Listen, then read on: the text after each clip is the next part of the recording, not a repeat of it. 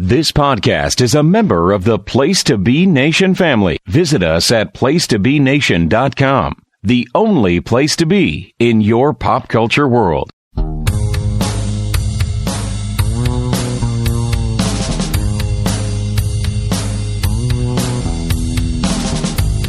do I take this pain of mine?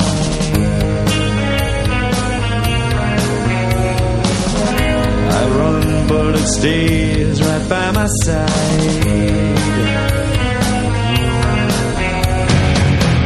So tear me open, pour me out. The things inside that scream and shout, and the pain still hates me. So hold me until you sleep.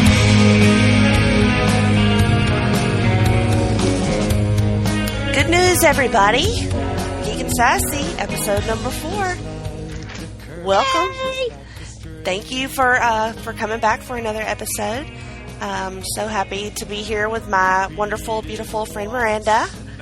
Hi. Yay. So we are just really trucking along with this podcast thing. I think it's been going pretty well. What do you think? I think it has been too. We've been getting some great feedback, some interesting feedback, even from our mothers. Yes. So I think it's really great. Like, it makes me happy. I mean, we're at number 4, and Place to Be Nation is still allowing us to send them our stuff. So That's true. That's true. Now, gotta make sure that they're happy with us. Right. So those things being said, I think we're doing really good. And we have some, we're starting to be more like our other Place to Be Nation podcast friends and starting to actually make more of a plan and not be so go with the flow, which we will still be, but trying to plan a few things out and make listeners happy. I think we're doing that pretty well. What's exciting? Tell me something exciting. What's going on with you? Well, other than the same old school auction stuff that, gosh, I just don't even want to talk about. I've been trying to add more content to not only our Geek and Sassy sites that we have now, Instagram and stuff, but obviously Mom's a Nerd was my first. So I've been trying to add, a lot more stuff to that. And in that, I, research geeky news, I guess you would say, every day, really, when I see something I'm really interested in.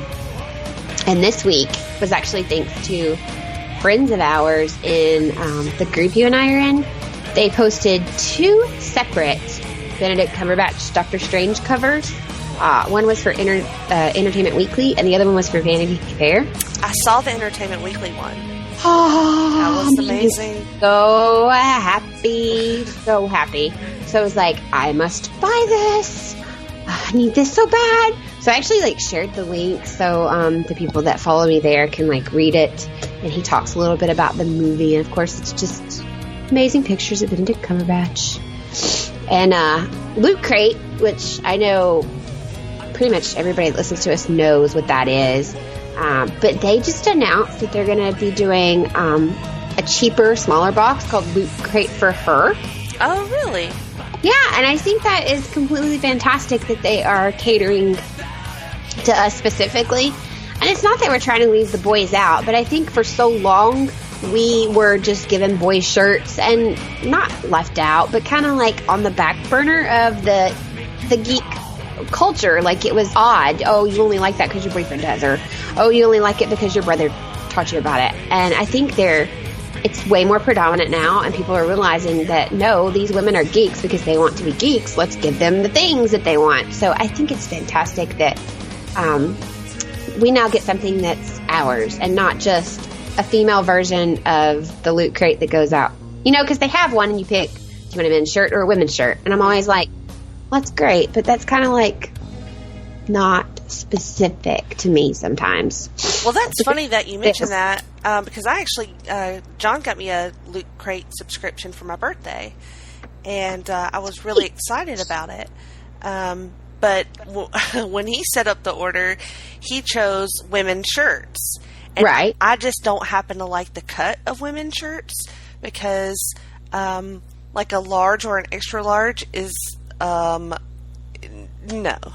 Well, no, like, I get that because in those shirts from Loot Crate, like, I myself have to get, like, a women's large or extra large, and I don't know. I know this may sound really bad, but when you look at a tag of a women's shirt and you're like, I don't want to wear an extra large, like, and you really don't, it's, I don't know, depressing, because like you said, it's a specific cut. Like, yeah, it's always slimmer, and the sleeves are shorter, and they're tighter. Yeah, they're tighter, and you know, I made him change it to a guy's shirt. I'm like, I'm never, and it kind of sucked because in my first box, there was a really cool, like Stark racing shirt. I really like the shirt, but I'm like, this is indecent to wear in public.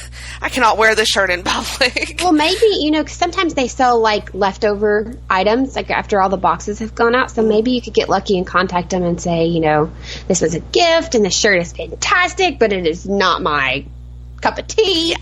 You know, Loot Crate, do you hear us? Yes. Yeah. So, I mean, I'd try that.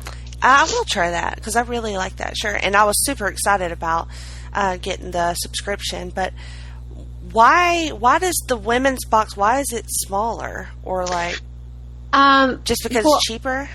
It is. I think it's a smaller, and they've done this before, but I was not aware of it. I think it may have been done like on a trial thing. And this month, which I think I'm going to subscribe for this month because it's this edition, is Edward Scissorhands theme. Oh, sweet! You know, it's the 25th anniversary of Edward. I can't even talk. Edward Scissorhands. So I think I'm going to try it, but I think they only give you like a couple of things in it because it says. Delivering apparel or accessories just for the geeky women. Past items have included scarves, leggings, tote bags, high-low tops, and makeup kits. So I don't know if maybe each month it's a different price based on what they're going to give, or if it's just $14.99 and you get one thing, or you get a couple of small things. I'm not sure. You had me at tote bag. I know. I have more tote bags than I know what to do with. Like, I have tote bags that are full of tote bags. Tote bags, yes, exactly. But I wouldn't have it any other way. No, I wouldn't either. But you know what's sad is a lot of those I got so I could take my own bag to Publix and Sam's. And what do I always forget? Your bags. So what do I end up buying? Another tote bag. Yes. Doing your part for the environment, as always. I mean, that, and shout out to Publix, but they always have, like, they went through a round of, like, 10 different designs of Star Wars. They had all, at one point, and I was thrilled because they had, like, the original Scarlet Witch, Hawkeye, like, Hulk. I have gotten some fantastic, like, my brother is a huge Iron Man, you know, the one that went with us to the movie. He's hardcore Iron Man.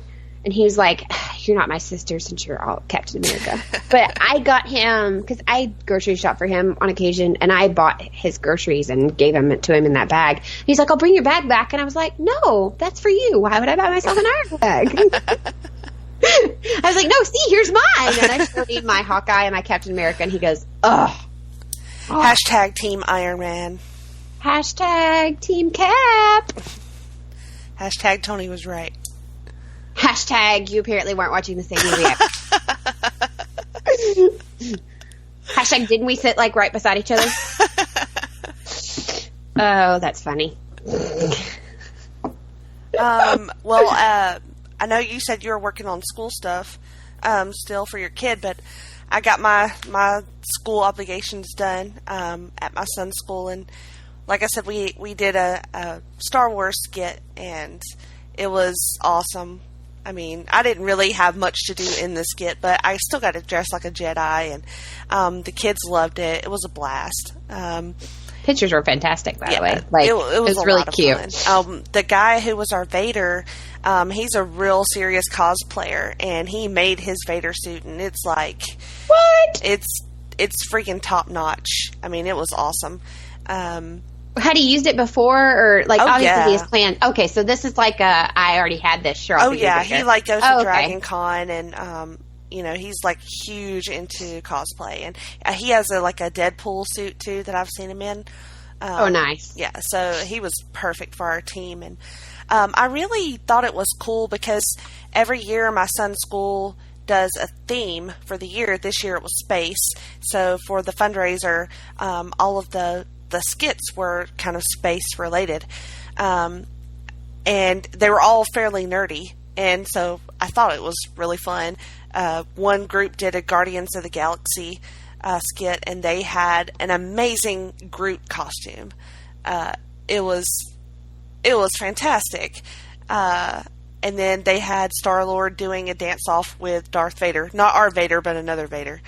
So it was really, really fun. And I'm just happy that my son gets to go to a school that is a little bit, I feel like it's on the nerdy side. They don't have sports at the school, and my kid is 0% into sports.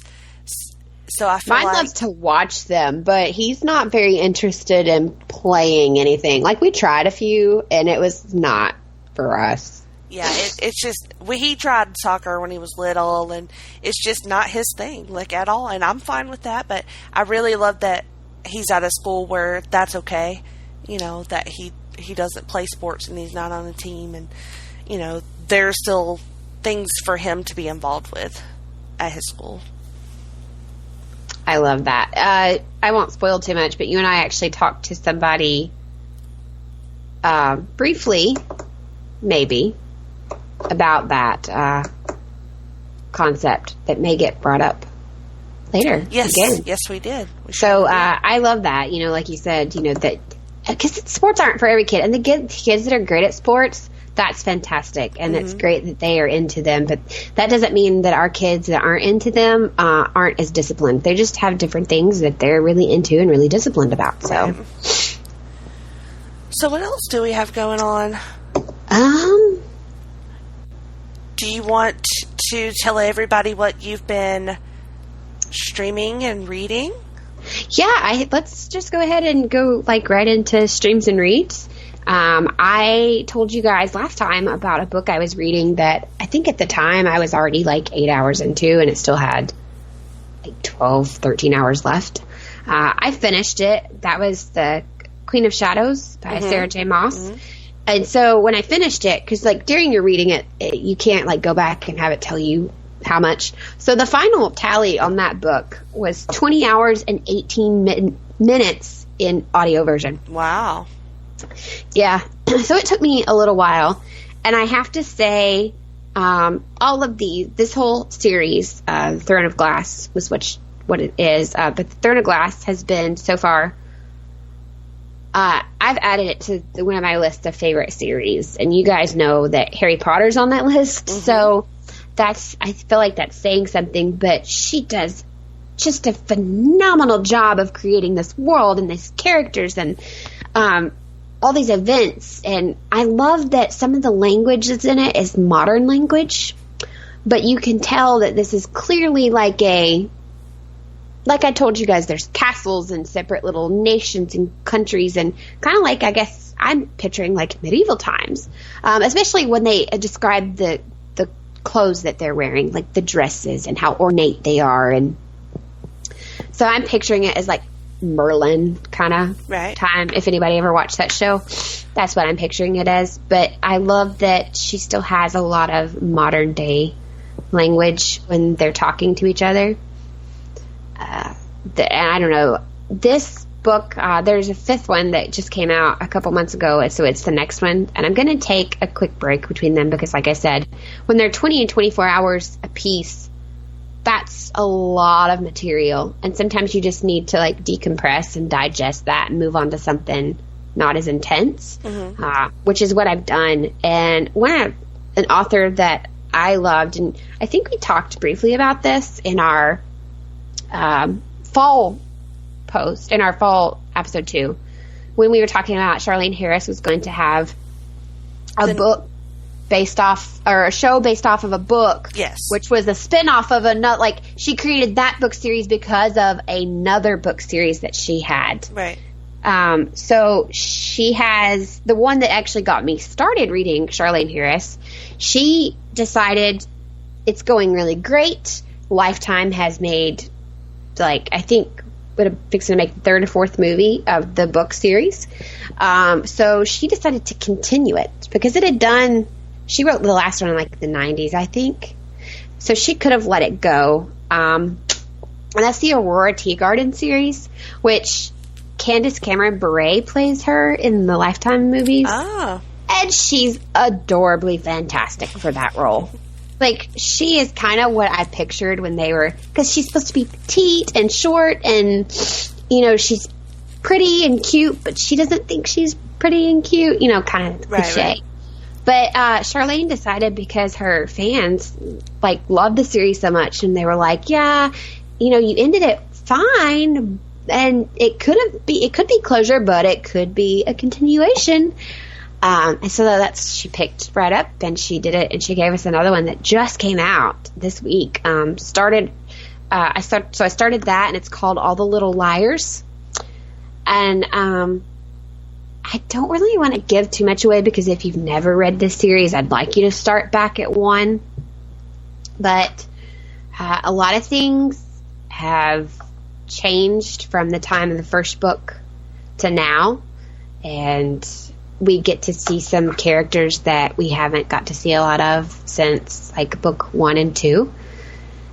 So it's nice to have them back and to have them in the roles that they're playing now. I'm about 13 chapters in, and it's just starting to get like, I think it was chapter 8 before what is like the big exploding moment of the book, like that causes the whole book basically. Because that's Aurora's thing, is she loves to investigate mysteries.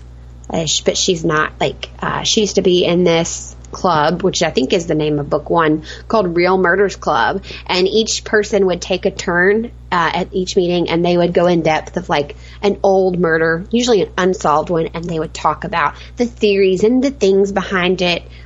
So she's kind of a girl after my own heart, because it's really weird, but, you know, like I said, I grew up a detective's daughter. And then I did work for a police department for almost 5 years. So this is something that I actually like that. I like that suspense of whodunit, basically. And you get that with Aurora, and you get to watch her try to figure out who done it. But awesome. This time, it's someone is in trouble that is very dear to her. So it kind of makes it a little more, oh my God, you know. So I'm really excited that I've been doing that. So I'll let you tell us what you've been reading before we go to streaming, I guess. Because I think we have a lot of same stream things. Yeah, right? yeah, I think that's true. Well, I picked up my first Marvel #1s of 2 different books. What? These are not my first Marvel books because I've read trades of Iron Man and Miss Marvel, Kamala Khan Marvel, and a handful of Daredevil, I think. But these are my first #1 issues. And it was a mixed bag for me. The good part being Jessica Jones, #1, by Brian Michael Bendis, of course. I really like this book. After having done the whole rebirth thing, I feel more comfortable just starting at a #1 without knowing her continuity. So there's going to be gaps, and there's going to be things that are mentioned that I don't know what they're talking about, obviously. But like I said, I'm used to that because, hello, rebirth. But I think I'm just able to go with it and to just go with what they give me on the page and not try to worry so much about what does that joke mean or what is she talking about here, because I could still follow this story without having to know her continuity. Right. And I know some about her because of the TV show, and, you know, I know some of the characters. But I really like this book. Jessica appeals to me for her humor, her sarcastic wit. She's always struck me as very dark as a very dark character, and that appeals to me. I actually ended up picking up one of trade of Alias over my birthday weekend last weekend, so I will go back and read, that, and maybe it will help me kind of understand a little bit more about what's going on this. But on this book itself, I really did like it, and I will definitely add it to my pull list. So it'll be my first Marvel book on my pull list. Yay! On the flip side of that is Cage #1, and I don't know what I was expecting with this book. I guess maybe I thought it would be a little bit more like Jessica Jones or maybe the Luke Cage TV series, but it's not. It's a tad racist. Really? I didn't read that one, so... And maybe I can't say that, but to me it felt really, uncomfortable in some of the dialogue and even the art. It looks like a cartoon, like a Teen Titans Go type, with the action and the way it looks. I don't know. It was off-putting. Not particularly interesting to me. So this one is not for me, and that's okay. I know ill will towards you, but I'm not going to read you. So there's that. Well, no, because I feel like you shouldn't be uncomfortable in reading something, and if you feel that uncomfortable about reading something, then I don't know. I just don't feel like it's for you. Yeah, I felt that way about a book before, so I get it. And maybe I'm just not picking up on what it's supposed to be. Maybe it's just over my head and I'm missing it, and that's fine too. But I really can't tell where they're supposed to be going with it. And, that's cool. Something that I did love, which I will talk about later, is Green Arrow #8. It's Oliver ends up on an island. Shocker. What? Yeah. We never saw that happening. I know, right? It's a very new concept. But Black Canary ends up washed up with him, and they had these amazing scenes on the beach. A little bit of a sexy time on the beach. It's nice. I like it. That is the only I only like them together in the comics. That's all I'm saying. Yes, and I know that they're like one of the top tier DC couples, and I'm not that invested in them together as far as other people are, as much as other people are. But I do like them together in this book, especially. The art is really great, and they just have these little moments together that are just, they really stand out. This book just made my little fangirl heart happy, and I really like this issue.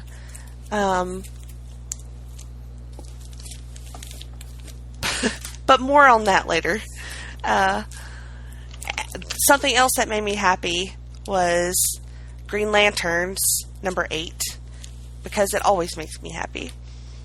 It has a fantastic cover. It's kind of like their Halloween issue. I saw some of the comics actually did Halloween issues, and I was really bummed that I didn't have any of those on my pull list. I didn't pay attention to ask. That and the Zoom Zoom covers. I was like, why didn't I get those? I really like the cover of this because it's Jessica and Simon, and of course they're Green Lanterns, but she has like a witch hat on, and he has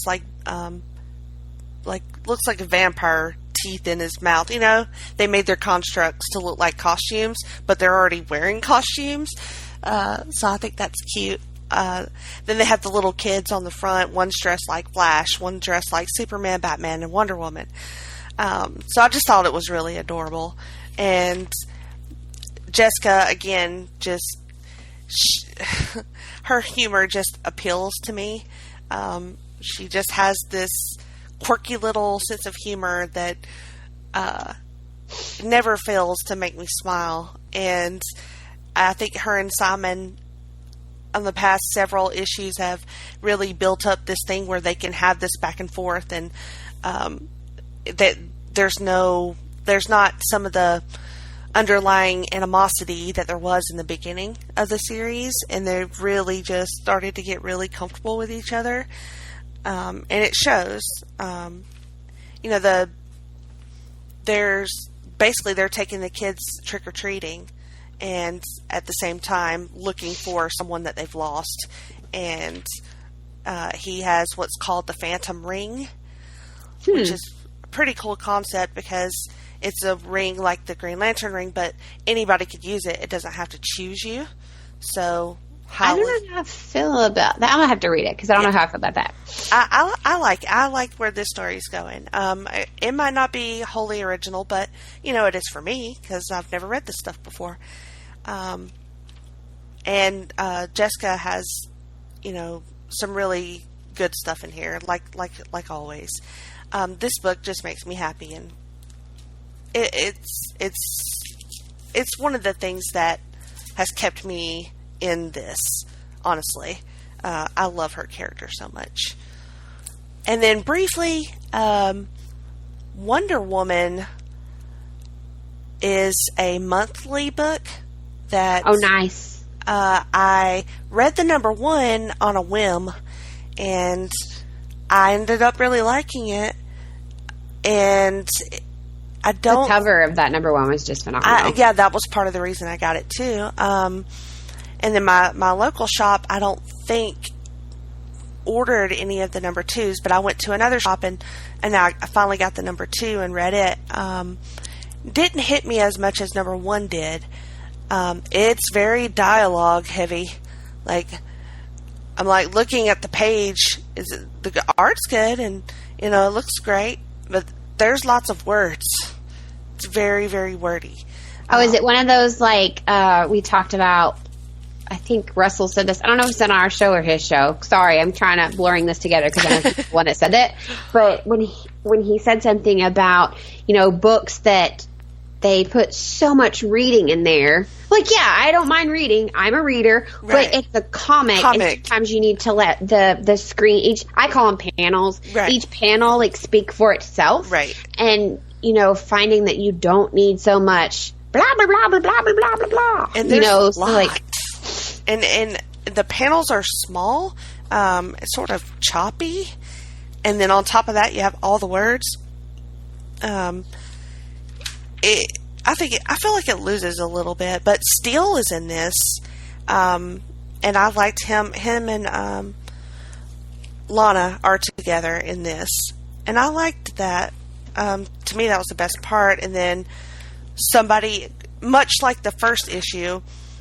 What got me to come back to this book is they hooked me in the last page of the first issue, and then they did the same thing in this one. There we go. Sorry, having some technical difficulties. It happens. Anyway. So the last page, as I was reading it, I was like, well, okay. And then I get to the last page, I'm like, oh, okay. So I'm definitely going to read the number 3.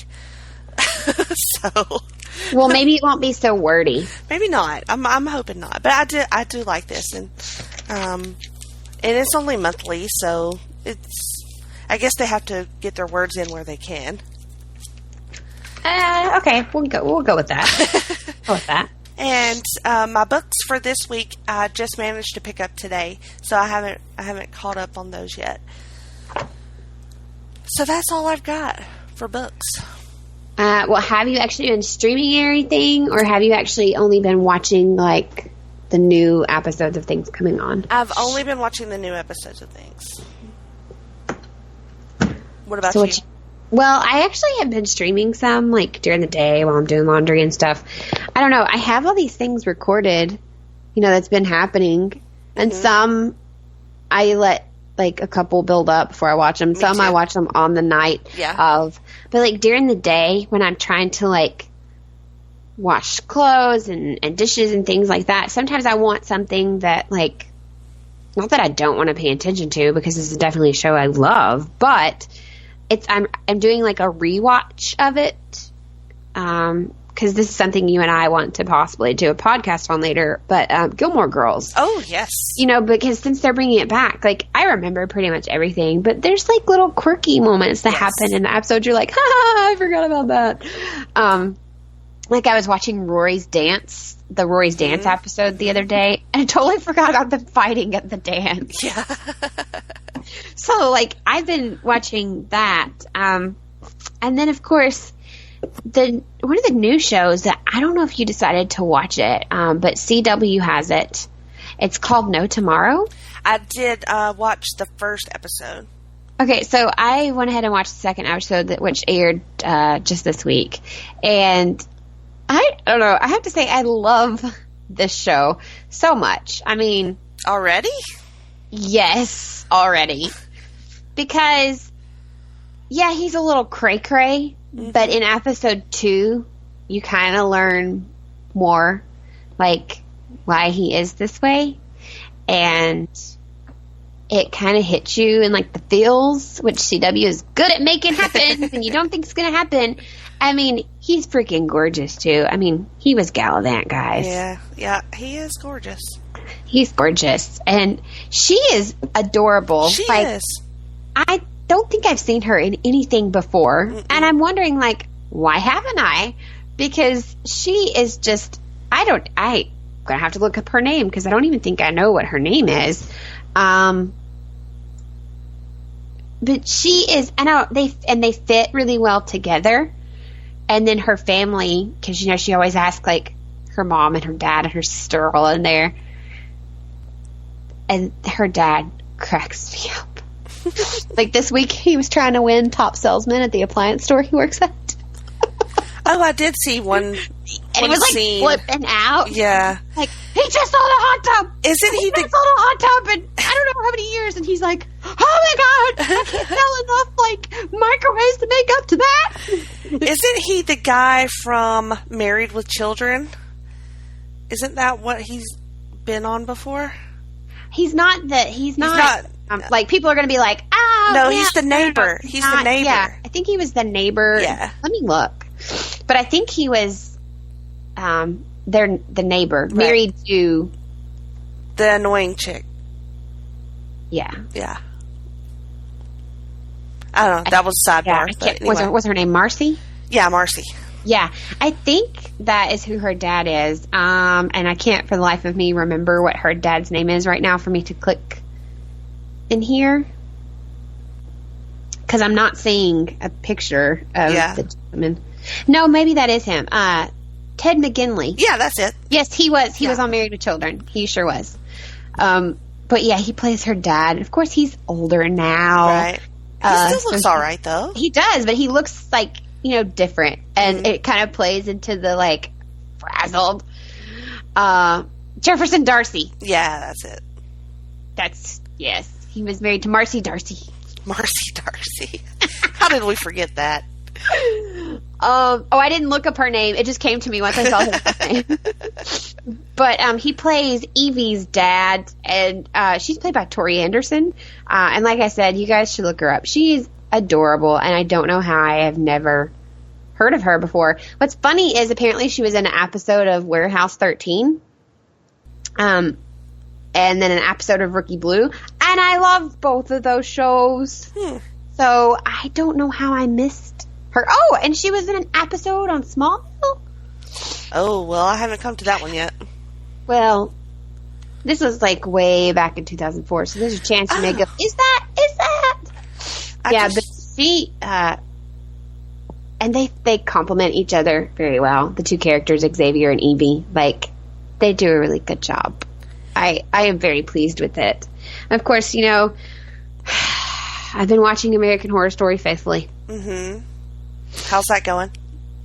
Well, remember how he came out and Ryan Murphy came out and he said, 1 through 6 were going to be its own thing. And then I think 7 was going to be its own thing. And then 8 through 10 would be another deal. Mm-hmm.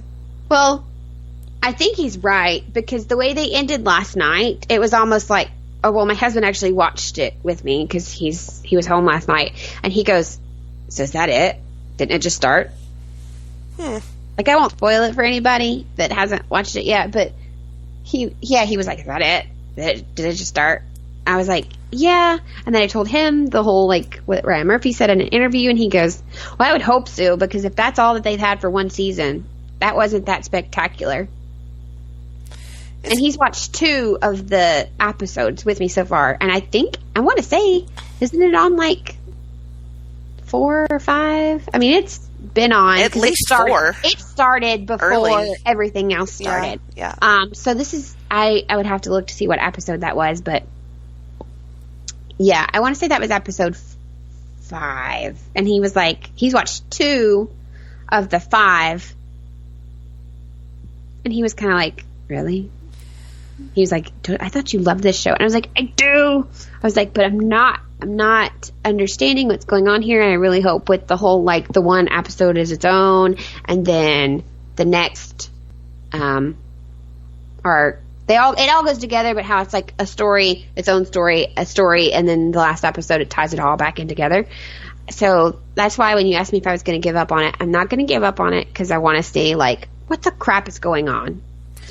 I can't decide if Ryan Murphy is just, like, very innovative and just pushing the envelope on what he can kind of get away with on network TV, or if he's just being random and dumb. Well, he's screwing with my brain for sure. So, I mean, I guess time will tell him that, but because he's kind of doing the same thing over on Scream Queens. Because there are parts of that show where I feel like, why am I watching this? And then something will happen. I'll be like, that's why I'm watching this. Well, that's kind of that was kind of the first season too, if you really think about it. It is, but it seemed a lot more enjoyable, I feel like, the first season. But then every episode they managed to get John Stamos coming out of the shower, and I'm like, yeah, this show's great. And Chad Redwell was half naked. Chad too. Redwell was in the shower, and any scene with that guy is just freaking I know, hilarious. but did you watch this week? Yes. Like, I don't want to spoil it for everybody else, but aww. Yeah, no. Yeah, I didn't want to spoil it either. That's all I I'm wasn't gonna say. happy with that. I wasn't either. I was like, Yeah. how dare you let that character live all through season 1 and then, like, bring him into season 2 and bam. No spoilers. No spoilers. Well, I didn't say who it was. It could have been a nonchalant character. It's just, And then a shout out to, I think it was Sherry O'Terry. Wasn't she the guest star in that episode? The orgasm lady? I think that's who it was. And that was hysterical. It was she's like, funny. and my husband left me. And I was like, oh my God. That was pretty exactly great. how it went, folks. She actually did. She was like, which was funny because basically, if you guys haven't been watching like any of the season, like this season is about the hospital that they're all working in or a part of, right? Well, this hospital cures or tries to cure really weird, out there, nobody knows what to do with them, like diseases and issues. Mm-hmm. And apparently the character that we're talking about that was like the guest star this week, she just randomly during yoga class one day started having like these extreme orgasms for no spontaneous reason. and continuous. Yes, spontaneous and continuous were their favorite words. Mm-hmm. And she doesn't know why. And they keep happening, and apparently now her husband has left her, and she can't handle it, and for the first time ever, you'll hear a woman go, I want them to stop. I want them to go away. Exactly. And fun fact, that is an actual medical condition. Is it really? I Googled it. It exists.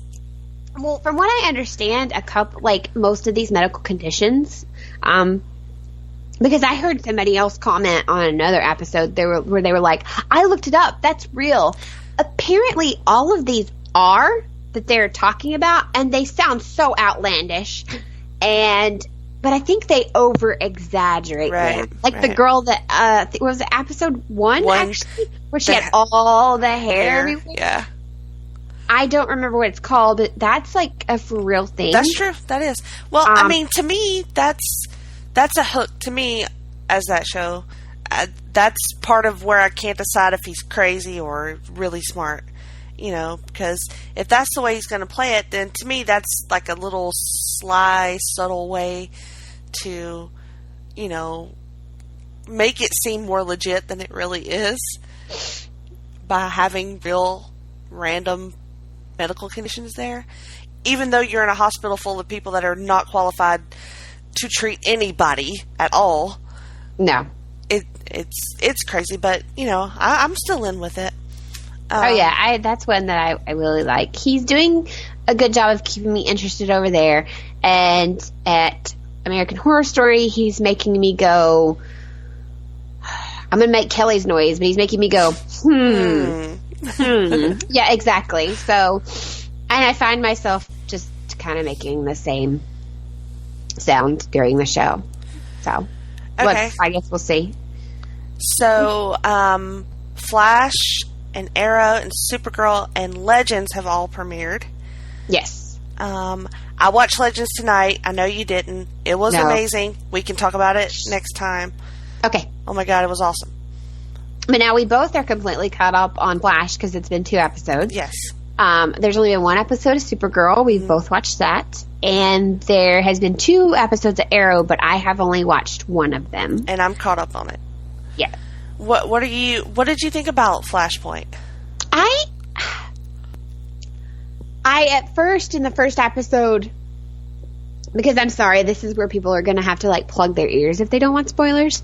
When they changed it and he realized he'd screwed up basically, and he was like, I've got to fix this. I've got to go back to my timeline. And he got back and things were still different. I was like, of course they are. Well, right. But at first I was like, we're going back already? Yeah. And then I was like, okay, awesome. And then he got back and all these things are different. And I was like, I don't like this. I don't like Emo Cisco. I'm not fond of Emo Cisco. I mean, the performance is really good. Oh, yeah, he's fantastic. But that just shows, and I think that shows his versatility as an actor. I think so, too. But I love my Cisco. I have this envision of my head of what my Cisco is. Kind of like my love for Penguin. I have this envision in my head of what he is and what he's supposed to be and what he's going to do next episode. And it didn't happen. Nope. I was so ready to have my Cisco back. And I don't. I guess I was just confused about Barry's confusion because he's gone back in time before and come back. And and nothing was changed. And so I think I get what you're saying. He's very confused and doesn't know what to do and how to handle this and where to go. And yeah. I don't know. Is that kind of what you meant? Yeah. I don't know. I really loved the scenes with Iris. I like her a lot more this season. It's not that I disliked her, but I don't know, just every time they were together, I was like, can Patty come back now? No. I liked them together, but now, in this, in the very first episode, when it's not even his Iris, basically. Right. And she's like, if you're telling me that we are that we're something to each other, then I guarantee you that you're doing what you're supposed to do, and I support you. And I was like, oh, hold up, wait. Iris across all timelines is the only one that is there for Barry. Yeah. Is what it comes down to. Yeah. And it doesn't matter which incarnation, whether it's his actual Iris or not. She is, you know what? I really don't have any clue who you are. But if you're telling me this and something tells me to believe you, then I'm here for you.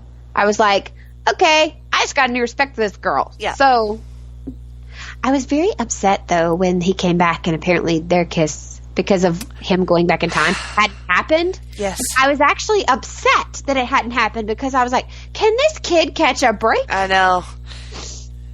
He'll even try and, like, even when they do flashbacks to them as a kid, they have the kid versions of them kind of, like, look each other, like, hey, we're old enough to know that boys and girls like each other, and he gives her this look. So I'm like, can this kid catch a break? Can he at least try to have a relationship with her before we're all like, next? I mean, that's the other thing. I was willing to see what a relationship between the two of them was like.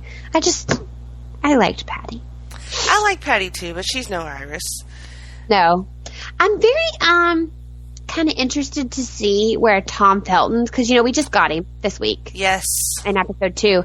And he's kind of snarky again. I liked it. Again, but it's not a Draco Malfoy. No. Snarky, No. Because in that, he was just straight up just like a brat. Yeah. Like, complete, like, I think I'm better than you, brat. Mm-hmm. This time, it's because he has amazing intuition from what I can tell. And he doesn't like Barry because he feels like Barry is hiding something. Yeah, he puts up with zero of Barry's bullshit. And it's kind of refreshing. You know what I mean? It kind of is. It broke my heart at one time because I was like, oh, how dare you talk to my Barry that way. No, But I liked it. Well, that's what I'm saying. Like, at first I went all like, Mama Bear, and was like, what? You don't talk to my Barry that way? And then when he said, do you know why I don't like you? It's because I don't trust you. I know you're hiding something. I don't know what the exact words were. Mm-hmm. Sorry, and I'm butchering them, everyone that loves CW. But, that's basically what he said. Like, I don't like you because I don't trust you because I know you're hiding something. And I was like, oh, he got your number. So I went from, like, Mama Bear to snap in, like, 30-second time span. And another high point for me was Wally in the suit. Yes, the Flash. I loved him. He's like, don't call me Kid It was Flash. great. And I was like, no, you Kid Flash, buddy. And it's great. And Wally, to me, is growing on me quite a bit, even out of the suit, too. Yeah, I didn't like him when they first introduced him. I was just mad about him, but... Well, it was his attitude. He came in, like, all huffy and puffy, but now he's like, he's like part of the group. Yeah. Like, and I love it. I'm really interested to see what they do with him. And then, the rival. Yeah, the rival guy. Yeah. Dr. Alchemy. Yeah. Not alchemy. Dr. Alchemy. I didn't go to alchemy school to be called Mister. That was great. That was like one of the best parts of the episode to me. Interactions between anytime Barry and Tom's character, which I just went blank on what his name is. I know his name, but like, yeah, me too. But anytime they had interaction together, and then that part towards the end of episode 2 this week, when they were like you said, they kept going back and forth. They were like, alchemy. I mean, Dr. Alchemy, and then he made that. Like, I was like, oh yeah, because it kind of felt like they were back, like a little bit, yeah. Like and they're not. No, things are still different, and things are still kind of. They're not pissed at Barry like they were, but it's going to be strained. I feel like it's going to play into a strained relationship between. So like, I think this is going to come back up, like a couple episodes later, when they're like, "Well, you caused," like I don't know. I just foresee that where they're like, "Well, you caused this," and I see that happening. I did too. There was another suit I was really excited about. What's that? Well, Cisco joined him. Oh yeah! I totally forgot about that. That was awesome. That was. I've been waiting for that to happen. Like, I know it happened where it wasn't our Cisco, but Doppelganger Cisco. Mm-hmm. But it's our Cisco, so I really liked that. And then over on Arrow, which I know you're not caught up, but that premiere episode was pretty good. It was. I liked it. It's kind of nice to see, they're mentioning some of the new characters already. They didn't get a whole lot of screen time, but they're mentioning them. They've already kind of given them little names. And like I said, I told you guys I was very excited for Curtis to have more of a role, and he clearly does, like, right out of the gate. He does. And even in the second episode, he has a really good moment, too, where I was like, that's what I'm talking about, Curtis. And the other team, the new team members get a lot more screen time, too. But, you know, to me, it's still real awkward with the Felicity thing. Like, she still shows up to work in her little short skirts and her little high heels. Well, because that's, like, Felicity. She has, like, this, like, it's not trashy. She has, like, a sexy sophistication. She does. And that's how she's been since we were first introduced to her character. So I don't think they're having her do it in a sense of, like, look what you could have had. But I think... I like the guy that's playing her boyfriend. He was actually on another show that didn't last very long. I can't think of the name of it right now, but it's where they all lived in Boston. They were all an Irish family that lived in Boston, and on that show he was I think the baby of the kids. Like, there's 3 of them, and he's gay.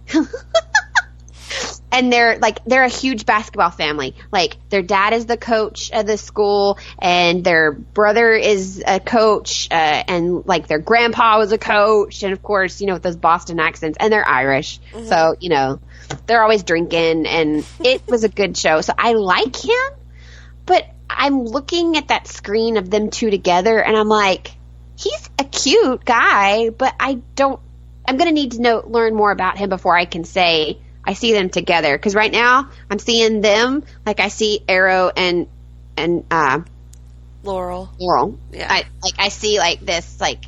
Yeah. Well, I think that's just because, you know, Stephen and Emily just have something, you know, and it's really hard to see them with somebody else. I don't know. No, Hashtag Olicity. Right. I don't care. Like, but see, I don't know. I kind of feel sorry for Oliver, regardless of everything. But I feel sorry for him still. I do, but at the same time, like, he created this monster. Like, he caused this. And he did tell her he just wanted her to be happy. So, yeah, but I know but I'm like Russell on this. Like, they can't continue the will they won't. They won't. And I think Either that's what they're trying to cut out. You know, Ollie, or she's got to be with somebody else. And I didn't pick up on any of that between them. No, it's back to the way it was when they just, you know, stumbled across each other and they were just friends, and you know, it's kind of back to that. But they still have such a great chemistry, even just a friendship. When they're trying not to, they still do. Right. They still just compliment each other so well. Mm-hmm. And she still, if you noticed, when he would get all, like, snippety and snide about something, she was the only one, even Thea, because I thought she was gone for, like, ever. She's not. No. She's just there as a sister and a mentor and, you know, helper. She's working in the mayor's office. Like, basically doing everything. Yeah. But we haven't seen her. We didn't see her in the lair. We saw her more on the mayor side of Ollie.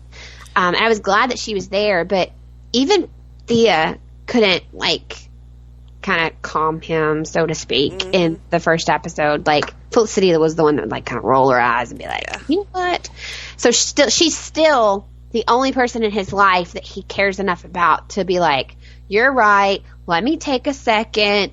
So you'll see more of that in the second episode, too. Okay. I like that with them, though. But I do. I do, too. And Prometheus, I think, is going to be a really awesome villain this year. And Tobias Church, I really like him, too. Yeah. The other team members, I'm still on the fence about, except for Curtis.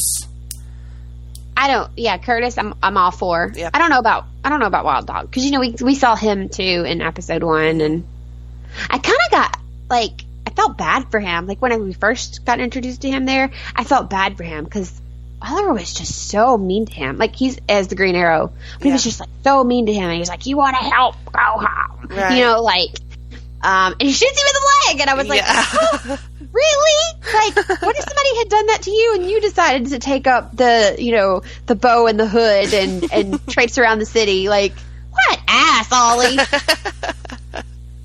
Like, I don't know. He's trying to keep people from getting killed. And I know he is, but by he's shooting them in the leg. In such a gruff way that I'm like, get your shit together. Like, I'm fixing to give Ollie the same hashtag I do Russell and Greg. And I'd be like, Ollie, I need you to get your shit together.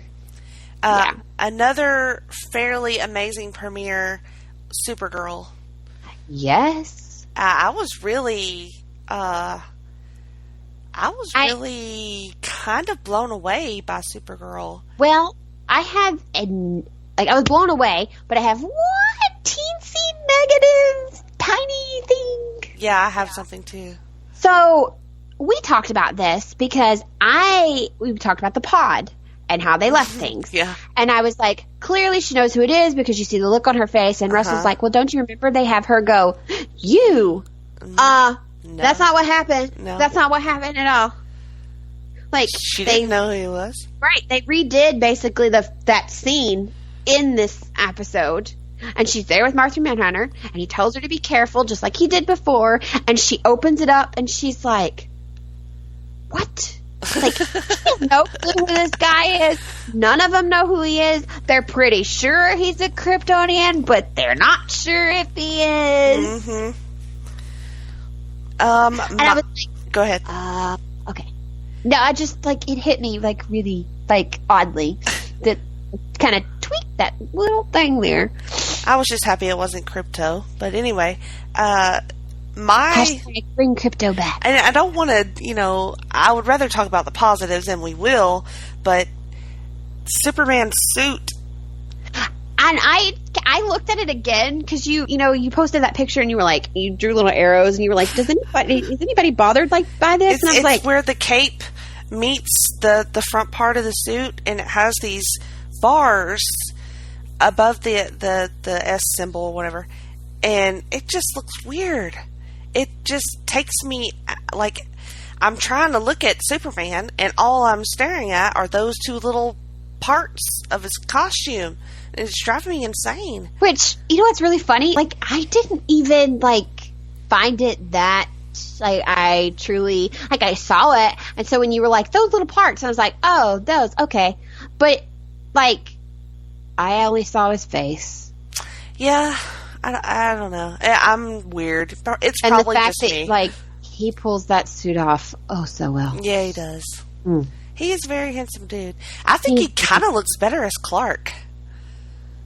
Well, most of the pictures I've ever seen of him and that I shared, when we talked about him, because he was my nerd eye candy for the last podcast, and, I kind of talked about him a lot and shared a picture with you guys. Like, I like the scruffy him. I do too. And then, like, other shows. So it was weird when he was, like, all clean shaven and, and he kind of brought some of that, like, I don't know, scruff's not the word because he doesn't have any, but that kind of like swagger back when he was in the suit. Like, that swagger he kind of has when he has that stubble and stuff. Mm-hmm. He kind of, like, got it back for me when he was in the suit. He's in a Superman suit. You got to have a little bit of swagger. Maybe that's just my thing, men in uniform. I did marry a soldier. Yeah. So, I mean, you can't help but have swagger. But it was funny when he showed up at the DEO. Is that what it's called? I expected a different reaction because, they've talked all through season 1 about how he was anti them, and he walked in and, they were all fawning over him. They were. Like, oh, thank you. I appreciate that. And he was very humble. He was. And I think that's why I am going to enjoy this incarnation of Superman. I think so, too. He was just humble, and he immediately just took to her like, you're my cousin and I'm here for you. And you can see the support that he is truly willing to offer. What I thought was hysterical is when she was like, I have to, like, and he was like, oh, you mean James? And she's like, what? How did you know? Like, well, we are friends. Right. But he's like so approving of it. And just like, for once, they're actually showing them to me from other things I've seen. And maybe this has happened before and I'm just forgetting it. But you're actually getting a true, like, family, family ship. That's not really a word, but I'm making it a word. And friendship from the two of them. That it's funny because she's actually older than him, but it's kind of like, hey, little sis. Right. I like that too. In a couple of scenes, I thought it might have been a little awkward because it looked a little too friendly. Maybe early in the episode, but then it seemed to level out. Well, I think I know what you're talking about, but I guess it depends on, like, did you grow up, like, really close with, a lot of your cousins? Yeah, I had one brother and 4 boy cousins, and I was the only girl. Well, see, I did, on the one side of my family, like, we're pretty much all girls, and then just a couple of boys, and they were really close with us because they were the only boys. And on the other side of my family, me and my one cousin are the only girls, and all the rest boys. Mm-hmm. And they would do that, like, throw their hand around, and grab us and, like, side hug. Mm-hmm. So I was noticing some of those, but I see what you're saying and how some people may be like, oh, that's kind of weird. Yeah. But, like, I grew up in kind of a really close, tight-knit family where we had Sunday dinners together with the one side of the family, and then on Friday nights we had game night with the other side of the family, and, we did that. Every week we saw each other, but we still did the side hug, and, like, I went to I had one that treated me more like a sister than he did a cousin, so I could kind of see that. Mm-hmm. But I could also see the, like, creep factor to it. Something else that surprised me in that episode were the effects, especially that opening scene with was it the shuttle or whatever it was? Yes. Yeah, that was awesome. It looked really good. It did, and I was surprised because what's funny is, have you ever noticed the picture quality on CW? Like, this is not downing them, but it's always, like, dark, lighting-wise. Yes. And, like, that's just all their shows, and it's almost got a little speckly to it, like original cable had. And they still have that, but ABC has, like, a crisp, clear picture. Mm-hmm. Well, we lost kind of, like, the crisp, not that it's not clear, but you guys know what I'm saying. Like, if you are a fan of CW, you know exactly what I'm saying.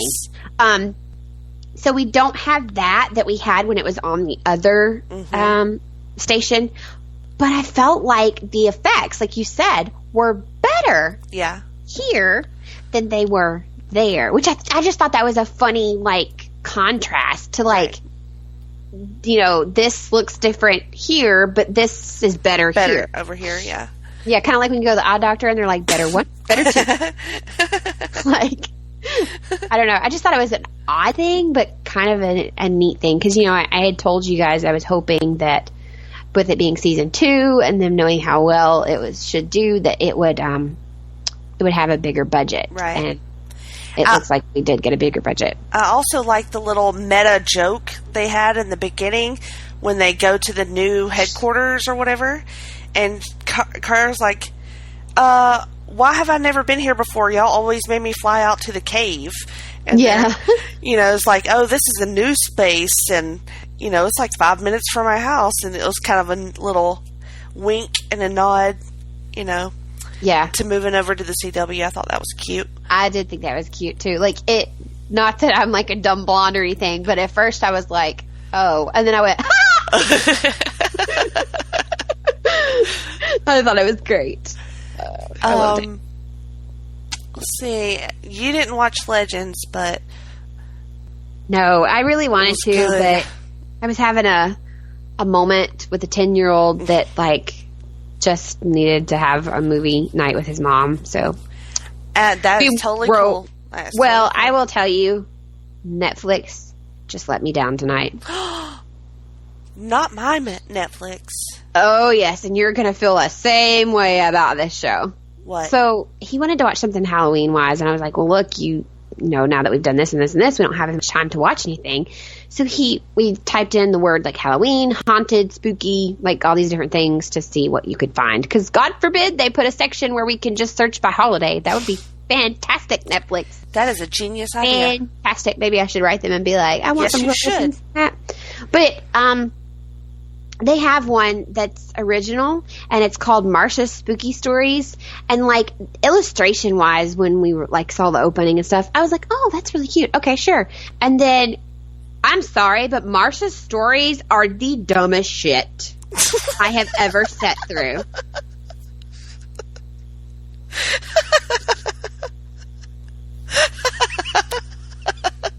I was like, you know what? I'd rather watch Teletubbies over this crap. Oh, God. That is saying something. Well, they all can't be winners. I guess, but my kid likes it. He watched, like, the first 2 episodes because he fell asleep. And then we started falling asleep. And then when I got up so I could record with you, I thought it was great, though. You guys are going to love this. He was like, can you turn it to the Munsters? Aww. So... You're like, why didn't we just start with the Munsters? Why didn't we start with the Munsters? I knew you liked that. But I was trying to find something that, like, quick and, like, different that we hadn't watched before, so... I don't like it. Real quick, I just want to mention I'm about 6 episodes into Luke Cage. So I don't know. I haven't watched it. I know, it's still really, really, really good. I really, really like it. It's like, it might be better than Jessica Jones for me. See, and I like Jessica Jones, but I don't love Jessica Jones. Well, then you'll definitely like it more, I think. I hope so. And I just was so, like, I'm really kind of invested in Gilmore Girls and then all these things I have recorded and then trying to watch things live. And, by the way, the Cubs are in the playoffs, so, you better bet I'm going to be watching that. So I forgot you were a Cubs girl. Oh, my God, yes. And whoa! I don't want to jinx anything that's happening. No, don't. And then, and real quick, I literally know nobody else who watches this show, so nobody cares, but Halt and Catch Fire on AMC. I want to watch it. I just never did start it. They had their season 3 finale this week. It was so good. Lee Pace is so amazing. Oh, I love him. I can watch him watch another character. This is how good he is in this show. Like, I'm just looking at this scene, and they're just doing nothing. They're small talking and just trying to be in the same place together. And he is doing nothing but looking at her, and it's awesome.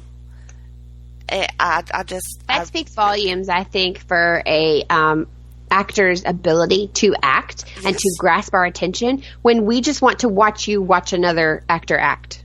I know that's like a mouthful, but I mean, that's essentially what you're doing. To say. And maybe I'm just a weirdo, but it's fantastic. Honestly, the 3rd season's over with, and you can probably still watch it all on demand. But if anybody gives any flip about this show, just please go watch it. It is so good. The performances are so good. Well, I'm definitely going to get to, like, it's in my list, like, on Netflix, but I just haven't been able to. Yeah. All right. I'll do it. Is there anything else you want to say before we take our break? Well, should we let them kind of know what we're going to do in the second half? You think we should let it be a surprise? You can tell them. So when we come back, guys, we're going to have a friend of ours who is an amazing illustrator and author. I kind of want to, like, not tell you his name and let you be like, surprise! So I'm not going to. I'm just going to tell you that we have an amazing illustrator author friend who's going to join us. He's also acted in a few things. So come back and see who we got for episode 4. And see what he has to say about just all the crazy questions that we're going to ask him. All right. We'll catch you on the flip side. Bye. Come back. Promotional consideration paid for by the following. Voice of Ring of Honor's Kevin Kelly here. I want to make sure you're subscribed to all of our great feeds here at Place to Be Nation. Just head to iTunes today and search and subscribe to the Place to Be podcast feed, the PWO PTBN feed, PTBN Pop, and, of course, the Kevin Kelly Show feed, which includes the full archives of my podcast. Some really great stuff. Subscribe, listen, and then rate us and leave feedback today. Thanks for being a fan of professional wrestling. More importantly, thanks for being a fan and supporter of the Place to Be Nation. Place to Be Nation's JT Rosero here. In addition to the archives of the Kevin Kelly Show, we have a ton of great podcasts available to you on iTunes, Stitcher, Google Play, and PlaceToBeNation.com. And we now offer them to you on 2 great feeds. On the Place to Be podcast feed, you can check out Scott Friscolo and me on the Mothership, the Place to Be podcast, with our famous Vintage Vault pay-per-view reviews. PTBN also covers current day wrestling with clotheslines and headlines, main event, Mission Indy Possible, in our monthly pay-per-view reaction shows with immediate feedback on WWE, NXT, and Ring of Honor Super shows. Relive wrestling's past with our monthly pay-per-view rewind series led by Ben Morse and the Dangerous Alliance Wrestling podcast as we dive into various subjects in the form of exercises and games. All of this in addition to Scott Keith's Podcast of Doom, which includes discussions on questions from listeners as well as current day and old school wrestling. We also have sports covered too with the Sports Lounge, the TJ McClune Show, and NBA Team Podcast. On our brand new PTB Pop podcast feed, we offer great shows such as the Glenn Butler Podcast Hour Spectacular, Rank and File, Lucha Undead, as well as a veritable podcast heaven for comics fans with the hard-traveling fanboys, Sellers Points, Todd Weber's Conversation, and Imaginary Stories. Subscribe to both feeds on iTunes and be sure to rate and leave feedback as well. All of these shows are available on PlayStation.com, where we cover pro wrestling, sports, movies, comics, plus tournaments and more. Be sure to check out on the right-hand side of the site for details on how to support the site when you shop at Amazon and download our free Place to Be Vintage Vault Refresh ebooks.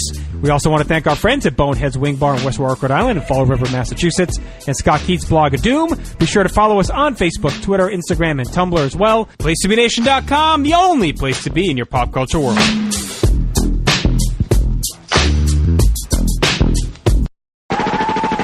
This is Parv, and I'm here to tell you to listen and subscribe to the Pro Wrestling Only Place to Be Nation podcast network. That's the PWO PTBN podcast network, where you'll find a ton of in-depth shows done by hardcore fans. We've got Chris Zellner's 1-2 punch of Exile on Bad Street, and with David Bixenspan, a smash hit Between the Sheets.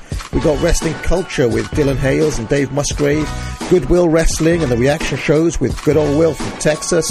We got This Week in Wrestling with my man Pete and Johnny Sorrow, Stephen Graham and Tim Livingston's Pro Wrestling Super Show, Tag Teams Back Again with Kelly and Marty Sleaze, and a ton of other great shows too. And of course there's Titans of Wrestling and Where the Big Boys Play with yours truly and some dude from down south called Chad. PWO PTBN Podcast Network.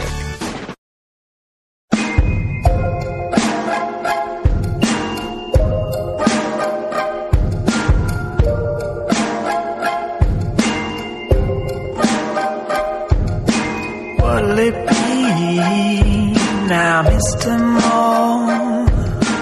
Whisper slow, fading curls all small. Take a back seat, don't play Pharaoh. Dance with me and shake your bones. Welcome back. It's Geek and Sassy, episode number 4. Thanks for sticking around. We have a very, very special guest on this half of the episode. Miranda, can you tell us about our guest? Yes, we have our fabulous friend, Brett Brooks. For those of you that don't know Brett, he's an illustrator, writer, and actor. And his most recent publications include what he calls his gritty crime noir, which is Dust Bunny, his space western Deuces Wild, and what he calls his tongue-in-cheek gag book, How to Kill a Spider, which is fantastic. It is. All of these are published through Basement City Productions, and you can find them easily yourself. Brett has received a degree in sequential art from Savannah College of Art and Design, and that was in 2009. And since then, he has graced us with works from different companies such as Disney, Hard Walk, and even Mars. And recently, in 2015, Brett did something that I think is really cool, and he lent talents to the film world. And he co-wrote and co-starred in a awesome mystery thriller feature film, and it's called Patient. And I'm pretty sure, he can let us know for sure, but I'm pretty sure that was picked up by Shoreline Entertainment for international uses recently. Mm-hmm. Yep. Welcome to the show. Thanks for having me on. Wow, that was a loaded intro. Hey, that's okay. Well, you do a lot of stuff. Yeah. Well, you know, you got to fill the day somehow, right? That is true. And we ask you to be here because, we're actually huge fans of your work, and you're a fantastic friend too, of course. So,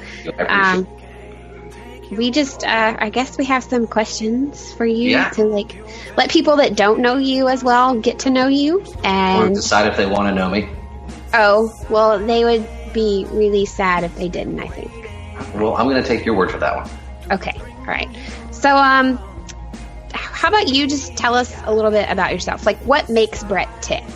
Like, what? Oh man, I think what I get up to do every day, the reason I get up out of bed every day is because I just enjoy creating. I enjoy storytelling. I enjoy anything that I can get my hands around, that I can see something through to the final product, and whether that's something that takes a year or whether it takes just the afternoon. I enjoy seeing something to its finality. But even more than that, I enjoy the process of building a story, of building a narrative, whether it's a simple narrative or a complex narrative where you've got, many characters interacting with backstories and, their relationships, or whether it's something as simple as what I've been doing this month with Inktober, which is a small little Halloween tale. It's going to be about 32 pages, and I'm doing a page a day. And it's just following this little, this little monster kid around who's trying to find himself. I think just the act of taking something that we can all emotionally, in some form or fashion connect to, and sort of repackaging that and delivering it to an audience and getting their reactions from it, whether it's a good reaction or a bad reaction, just to get a reaction. That is kind of the thing that makes me want to get up and continue every day. I think that's fantastic. I do too. A lot of your works, like even just your drawings, like they're fantastic. Like, thank you. We love them. Thank you. So with that, I think Jenny had a question. Well, I was curious because I don't really know you that well personally. I Facebook stalk you a little bit, but that's fine. I take it as a compliment because I love Dust Bunny. I really hadn't read much in the way of comics. I told myself I would never read comics, and then I just kept getting introduced to all this cool stuff, and one of those things was Dust Bunny. But how did you get started as an illustrator? As an illustrator, I think it's just always been in the bones. It's something I've done since I was a kid. I was a child. I was largely self-taught up until college, when I actually did get formal training at Savannah. But I mean, the story that I always tell people is that I remember very clearly when I guess that fuse finally burned down and the bomb went off. When I was a kid, I grew up reading a lot of newspaper funnies, the Sunday comics and things like that.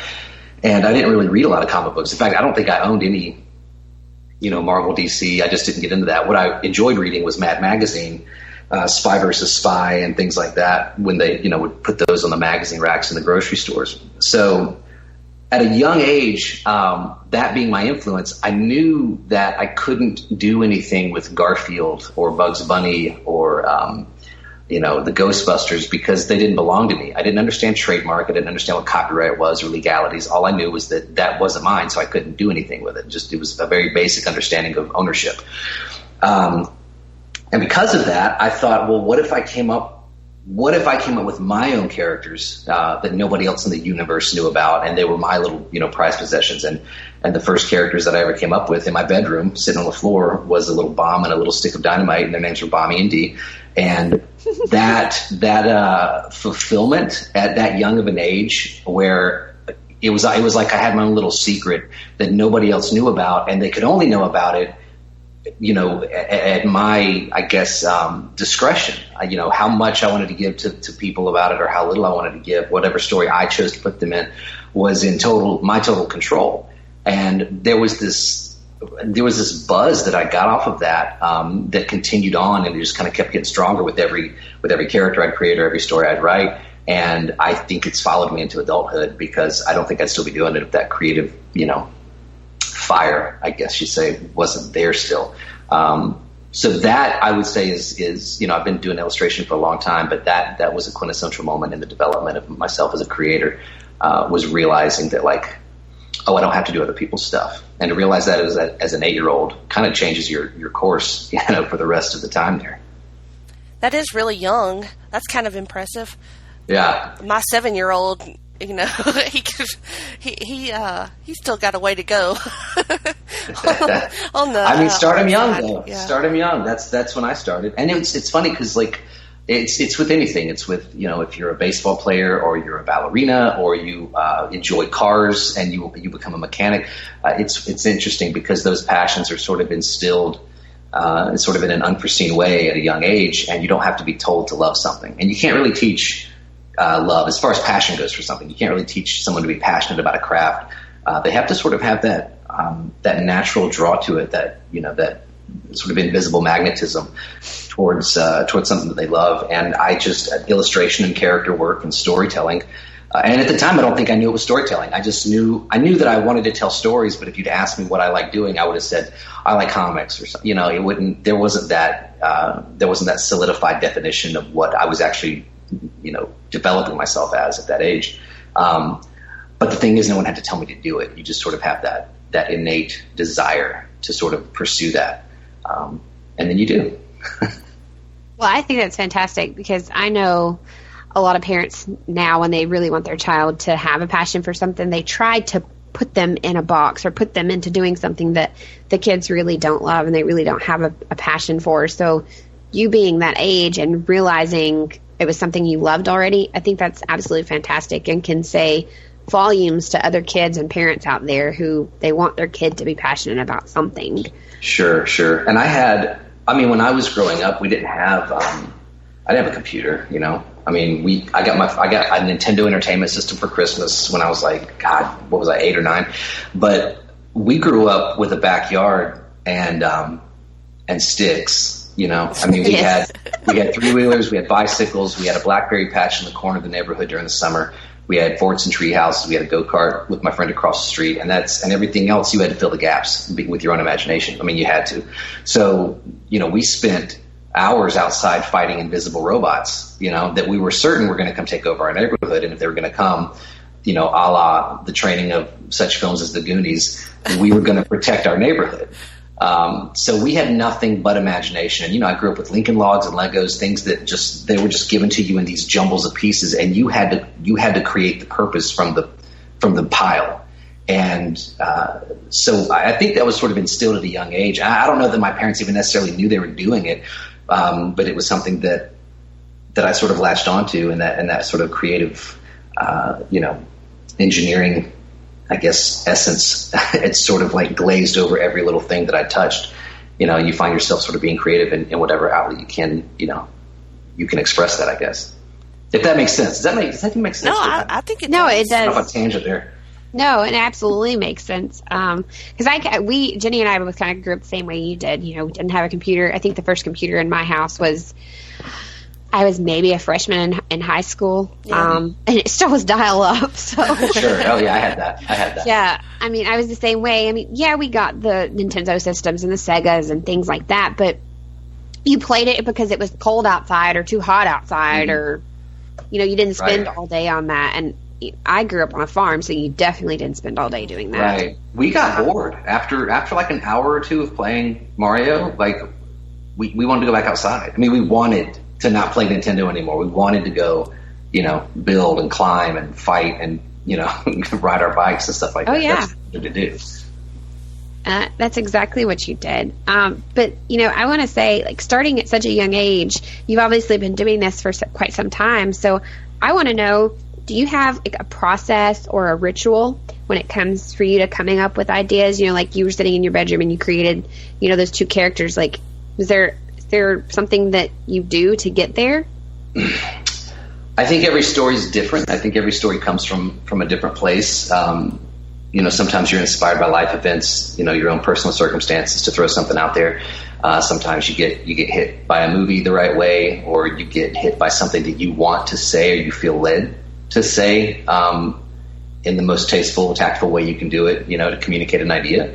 You know, yes, sometimes it's just you're inspired to draw some crazy cartoon from the 80s and you fart it out and then you put it online and everyone enjoys it. And that's the end of that idea. Like that was inspiration. It was meant to be there for a poof of a minute and then you're done.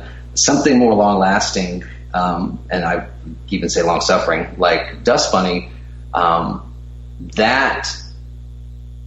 So we were talking about, you said that, I didn't really read. I had no desire to do comic books. I had majored in sequential art, but I majored in it because you drew all the time. That's all you did. You learned how to draw. It was really just pounded into you. And then the storytelling element was sort of glazed, was sort of injected into that whole process. So whether it was comics or not, you were learning to tell stories visually. And that was the appeal for me, because that's what I obviously, like I said, did when I was a kid. But when you've done that over and over and over, and you've done your assignments and everything, and then you graduate, and then you've worked for a company, and you've done freelance and everything, you sort of hit this ceiling. I won't even say you're hitting a ceiling. You're really just kind of plateauing. You're working for a client from home, and you're trying to figure out what's the next step. And Dust Bunny was simply a harkening back to my childhood. That is 100% in its pure form. That's what it was. I was walking through Forsyth Park, downtown Savannah. And I've probably told this story 100 times at panels and stuff, but I was walking through the park, and it just kind of hit me. I think I want to make a graphic novel, and it was just that simple of a decision. And when I got back, I walked down to the gas station, Parker's. That's where everybody went to get candy and sodas and stuff. I went down there, got a Coke, came back, and immediately started just going through sketchbooks and finding out, okay, if I'm going to do a graphic novel, I got to draw this character probably 1,000 times. So which character do I not mind drawing 1,000 times? and who do I want to wrap a story around? And how can I expand these ideas that are in sketchbooks that are really just, fragments of concepts? They're not even fully developed ideas. And I guess the burn just never went away. Then the script came, and then the first page of the book came. And this was back when Facebook wasn't really, everybody wasn't launching a page for something every day. Right. This was back when it was kind of a scary thing, because I launched my Dust Bunny page, and I was about to send it to 800 friends. And it was once I hit that send button, I have to commit to this. This is something I have to start and have to finish. I can't just put something out there and then get tired of it and just walk away because it inconveniences me, or because I don't, or because I can't afford it suddenly or whatever. I have to see this through to the end. Right. And so that's kind of where that came from. I could probably go way deeper into the reasoning for starting the book, but I remember that being a big part of it. Deuces Wild, I think, has been more of I want to see if I can challenge myself in different areas that are different than the first, unique from the first book I did, which has proven to be exactly that. Very ambitious project that I am looking forward to finishing at some point, which I will finish. But that's been an up and down process. So I think everything that I do, it comes from a different place, but it's it all depends on the nature too of what you're trying to communicate with those ideas. If that makes sense, It does. I will say for me, when I picked up Dust Bunny, I knew I wanted to read it, but the foreword of it was very personal and revelatory, and it made me want to just read the rest of the book, and plus it's gorgeous, but thank you. I could tell it was very personal, and that was one of the things that made me want to read it, because I like that sort of personal story. And the other question I had about Dust Bunny in particular, why did you do black and white? Oh, yeah. That's a good question. Black and white for a couple reasons. I think, first of all, I was one of my earlier influences was Doug TenNapel, who developed Earthworm Jim. He created that character, and I think he does a graphic novel a year, if not two. It seemed like an easier way to execute what I wanted to do. And it was a crime story. I kind of wanted to honor the old black and white execution of the visual style choice that comes with a story like that. That has been the antithesis of Deuces Wild, which has been nothing but one headache after the next, one mountain after the next to climb with that, because of the color theory and the studies and everything that's gone into that. But Dust Bunny was very much, like you said, it was a personal thing. In fact, I'd argue that it was pseudo-autobiographical. But the black and white, I think, was just a lot of fun also. I just wanted to have fun with this book, and I didn't want to overcommit to something, like coloring an entire graphic novel, because I'd never done it before, so I didn't know how long it was going to take. Yeah, I guess that's the best I can give for that. It's interesting too, because I've got the banner hanging on my wall, and from the first page of the book to the 180th page of the book, there's a clear evolution, to me, at least I can see it, an understanding of like form and character development and how these characters actually work. So I think the black and white choice was an accidentally good one, because I can't imagine having done that book in color. Yeah, I agree. I actually had the same thought yesterday when I was rereading it. It's like as it goes along, I could tell, it just gets better. Like it gets prettier, it gets funnier even, and more, kind of emotional. Sure. I really love this book. Thank you. That was my first introduction to you as well. Obviously, Kelly had his shop at the time, and it was there. And I was getting back into comics, and I said, I'm not going to lie, I read like the My Little Ponies and all this, and we come in here Sure. for, my kids' comics, but I want something different. And he was like, well, hey, have you tried this? He's local, and this was before I had met you and we become friends. And I was like, sure, I'll get it.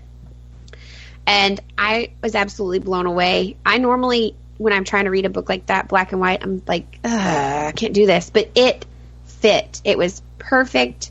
It was extremely well done. And it's what you wanted. Like when you got to the end, you were like, oh, that's what I wanted. And I didn't even know it. Yes. Like, Good. I just absolutely loved it. No, that's awesome. That's a high compliment. I appreciate it. So, in a normal day, in a day in the life of Britt Brooks, what are 3 things that are constant for you? Coffee, at least 8 to 10 hours in front of this computer, and not showering. When you work from home and your human interaction is a little more limited in your workplace, you have the luxury of deciding if you want to do certain things or not for the sake of productivity. 3 things that are common for me, honestly, frustration, definitely a daily thing for me, because it's not just the frustration of like personal goals. It's the frustration of having to balance things that you have to have in your life, like paid jobs, paid work, and balancing that with what you are just fiending to get your hands around and work on that's been kicking around in your head for 2 or 3 days or a month or whatever. So balancing work that you kind of have to do with pleasurable work or work that you want to do. That is definitely a daily challenge for me. I would say definitely motivation and dedication. The one thing, and let me clarify that so that doesn't sound like laziness being repackaged. What I tell a lot of people is, especially like younger guys that or girls that want to talk about, like, where do you get your inspiration and how do you stay inspired and how do you stay motivated? And the answer is you don't stay motivated. You just end up having to freaking do it. Like there's no job in America that everybody gets up and wants to absolutely go to every day. Of course, the dream is to get a job that at least is relevant to your passions or your desires, and be able to go to that every day. And even if you don't, maybe find a job that you at least like, but nobody likes their job every day. And it goes the same, I think, for comic artists. I think it goes the same for actors and anybody. You don't get up and love it every day. So the inspiration, as I always explain it, is the puppy love. When you get inspired, you meet a new girl, it's like, it's all about her. There's not even the idea that she has baggage. Like you're all about her, and you want to know everything. You spend every minute. You're texting every freaking emoticon that you can possibly download. You're just sharing every stupid detail with her, and it's fun. And then you get married. And I've never been married, but marriage is work, and marriage is not easy. True. That's fair. And that is absolutely the dedication to your craft. You can get inspired to go, I'm going to do this. I got this great idea about this rabbit. He's a cop. Oh, wouldn't it be cool if they lived in a city that's in a basement, and all these ideas are just, flooding. And then all of a sudden you have to sit down at a blank piece of paper and write it. And that is the marriage. That is when you have to decide, do I love this enough to try to make this a thing where I can communicate it to people and hopefully reap any sort of benefit from it. And even if you're not reaping benefit financially or otherwise, just to do it because you love it so much, sometimes it's not waking up and choosing to love. something. Sometimes it's choosing to wake up and not cheat on it. And that is an absolute act of love, is, making that decision to continue to love and dedicate yourself to something or someone. And so when you wake up with that attitude towards your work, I think it transforms the way you apply yourself. At least that's the way I see it. I think that's a fantastic analogy and explanation, because for some people, you are married, and for some people they're not. It's not to say that they never will be, but just to show the, dedication. It is the same kind of dedication. It is the same kind of love. Mm-hmm. It's just a little bit different, but it's essentially, at the end of the day, the same thing. And I've never heard it explained that way. Me either. I love how you explained it, because as someone that is married, I get exactly what you're trying to say. Good. Awesome. Well, you told us some of the things that you read when you were a kid that made you say, well, I can't do that, but I'm going to do this because it's my own. In all of those things that you did read, do you have, or, looked at visually, do you have favorite artists from that? Do you have someone, I guess, that, like you said, you read those and that made you want to do it yourself, but who's your favorite when it comes to that? Early on when I was younger, Garfield made me laugh, like really laugh, like good belly laughs. And I was a child, and his humor just worked. That comic strip, Jim Davis's stuff, just worked. The Far Side by Gary Larson, was a big one for me. That was an interesting comic because that I think that somehow implanted the concept of flipping things on its head. Like, he had a very unique way, a very odd way of looking at things, and to be a 10-year-old kid and read it and get it. That was, I at the time, of course, I wouldn't have known what that was doing to me, but I think that influenced a little bit. I didn't really read Calvin and Hobbes as much as everyone. I think, and it's because when I opened up the newspaper, I wanted minimal words and mostly pictures. And Calvin and Hobbes was not that. It was a lot of words and sometimes only 3 or 4 illustrations. So I didn't get into Calvin and Hobbes until later in life. But things like that. The Looney Tunes were a big thing, and all of these IPs and properties and characters. The thing they had in common was they were all essentially short form storytelling. Especially comic strips, you've got 3 panels to set the joke up, get the meat of the joke, and deliver the punchline, and you've got to do it in 3 pictures. And I think that, again, not knowing it at the time, was teaching me, how to tell a story in a short form.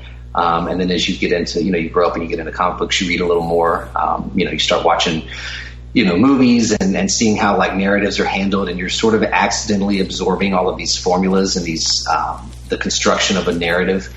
It's starting to sort of implement itself into your own work, and you're starting to kind of regurgitate the things that you see. You might not even understand why you're doing it. You just know that you are, and it's working.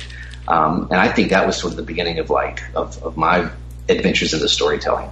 I don't think I had a favorite. I mean, I'm always going to go back, I think, to Bugs and Daffy. I think because they were just the most consistent thing, that they kept coming at me, and the idea that you never knew what cartoon was going to come on next. There was always, they always played up to the audience. There was a lot of stuff that the Looney Tunes did that I think I stole a lot from Warner Brothers in general. Actually, Animaniacs, Freakazoid, Animaniacs, yes, Cats Don't Dance, Osmosis Jones, all the old animated stuff, Iron Giant, all the stuff they came out with. I was convinced as a child that I was going to go work for Warner Brothers Animation, and of course everything changed, in 95, 96. But I'd say that as a company was probably one of my biggest influences. That sounds like my kid. He's determined. He's going to go work for Blizzard, and I'm like, you do that, buddy, because then I won't have to pay my subscription anymore. Right. Yes, exactly. What about somebody more current? Is there somebody today that you enjoy? I follow a lot of artists on Instagram, and I don't know when I got into these guys, but there's a duo called Creature Box. Yes. And you've heard of them. I can never remember the 2 guys' names, like Mike and Dave or something. I can't remember their names, but they do fantastic work, and I steal and borrow from their techniques all the time. Like, I love following their stuff on Instagram and seeing, the different, it's a different creature every day, a robot or, weird alien. They're very they're very fun to sort of observe and see how they handle, structure and anatomy and character design and push and pull and all the principles that go into, making an interesting looking character. I'd say those guys, Mike Kunkel, who did Hero Bear. I love that book. Yeah, he's got some good stuff. This is one of those things where like someone asks and you've got like 100 artists you can name, and you can't think of a single one when you're on the spot. Humberto Ramos, I think that's how you say his name. Comic book artist.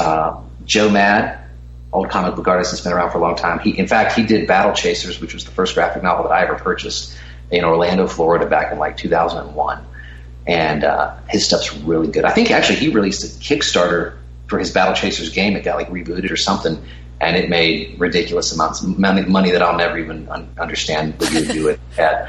Yeah, there's a handful. Like I could probably go through that answer for a while. And then of course, obviously Disney. Disney as an entrepreneur and character creator was always, he always, got me right there in the heart every time. Oh yes. I'm a huge Disney fan over here. Oh, sure. I love it. So in talking about the people that you loved, and so we've touched on several things that you've created so far, and you've created some amazing pieces. Thank you. I have to say my favorite, and this may surprise you, but it's actually the recent one that you've been doing for Inktober, the Halloween series. Mm-hmm. Myself and a few other people have been like, so when is this going to be a book? But I love it so much. I want you to kind of like tell our listeners and even me and Jenny a little bit more about it. I mean, I know you touched on it when we introduced you, but like, sure. What made you participate in Inktober? What made you create this character? Just missing out for 4 years in doing it. That's exactly why I decided to do it this year. All my artist friends do it. I mean, all the artists online do it. It's been going on for a long time. And I always see, October 1st or 2nd rolls around, I'll see people post and I go, I should really do that. But I'm in the middle of a book and I just can't justify jumping ship and doing another project, which I very much realized that sometimes it's okay to not work on the same thing every day and to sort of give yourself a break and explore the styles, that you haven't really gotten to explore. Inktober was something where the original idea, I guess first of all, for your listeners, Inktober is essentially a 31-day challenge where artists ink something every day. It could be a comic page, it could be just a little sketch of something that they put, brush or quill tip to. But the idea is to essentially keep you active, like that you want to keep practicing your craft.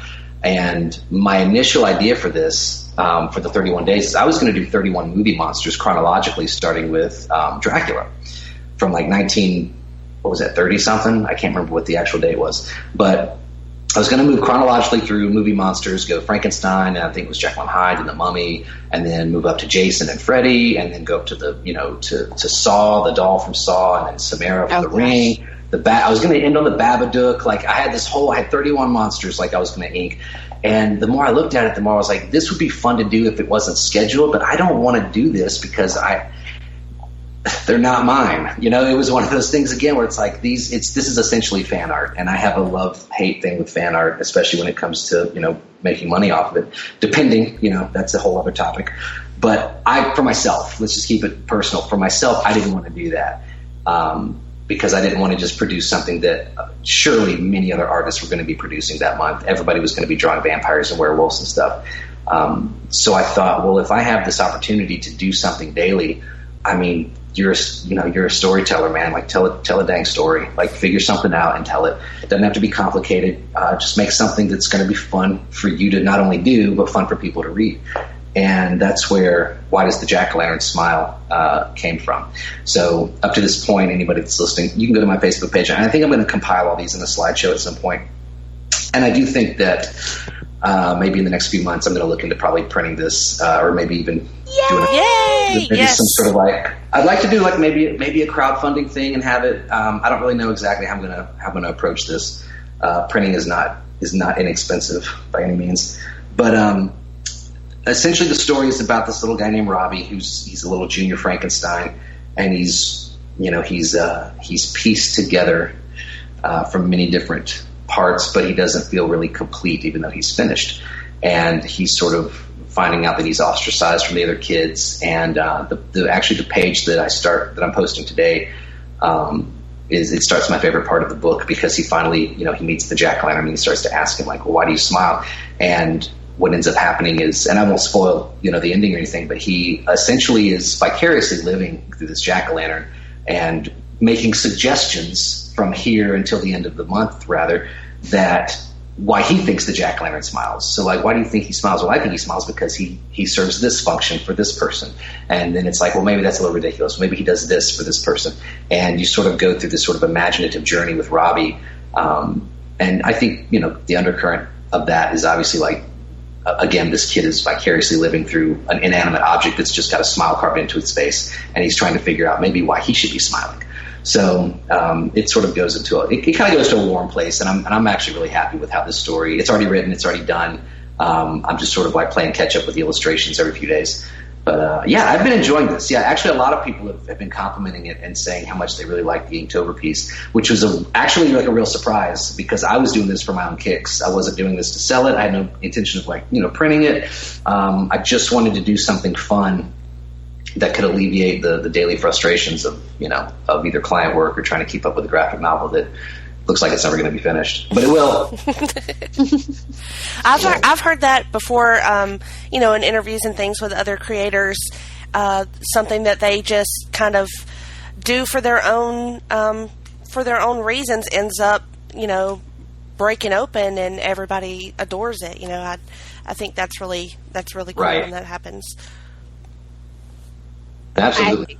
I think it's a fantastic story, and I know that, like you said, you did this just to do it, and I think that's another fantastic thing is you said, no, I will participate in Inktober, and I will do my own thing, and you did, and I will have to say, for me, on day 11, when it's already out, so it's not going to spoil anything, but it was the jack-o'-lantern smiled as wide as the night and dried Robbie's tears with warm candlelight. Like, as a mom to a little boy who I've had to dry his tears a ton of times because he doesn't know where he fits in the world and he doesn't understand why people make some of the comments they do, like, that hit me in a way, and that's what you're trying to do, and but that hit me in a way where I was like, damn you, Brett, and I just started like crying, but it was like a good cry, because it was, you put it out there because it's something you love, and then it ended up hitting, a reader, a viewer, in a way that, like, was deep and profound, honestly. Well, if that got you, then I think the ending's going to wreck your day. Oh, God. No. Oh, yeah. my goodness.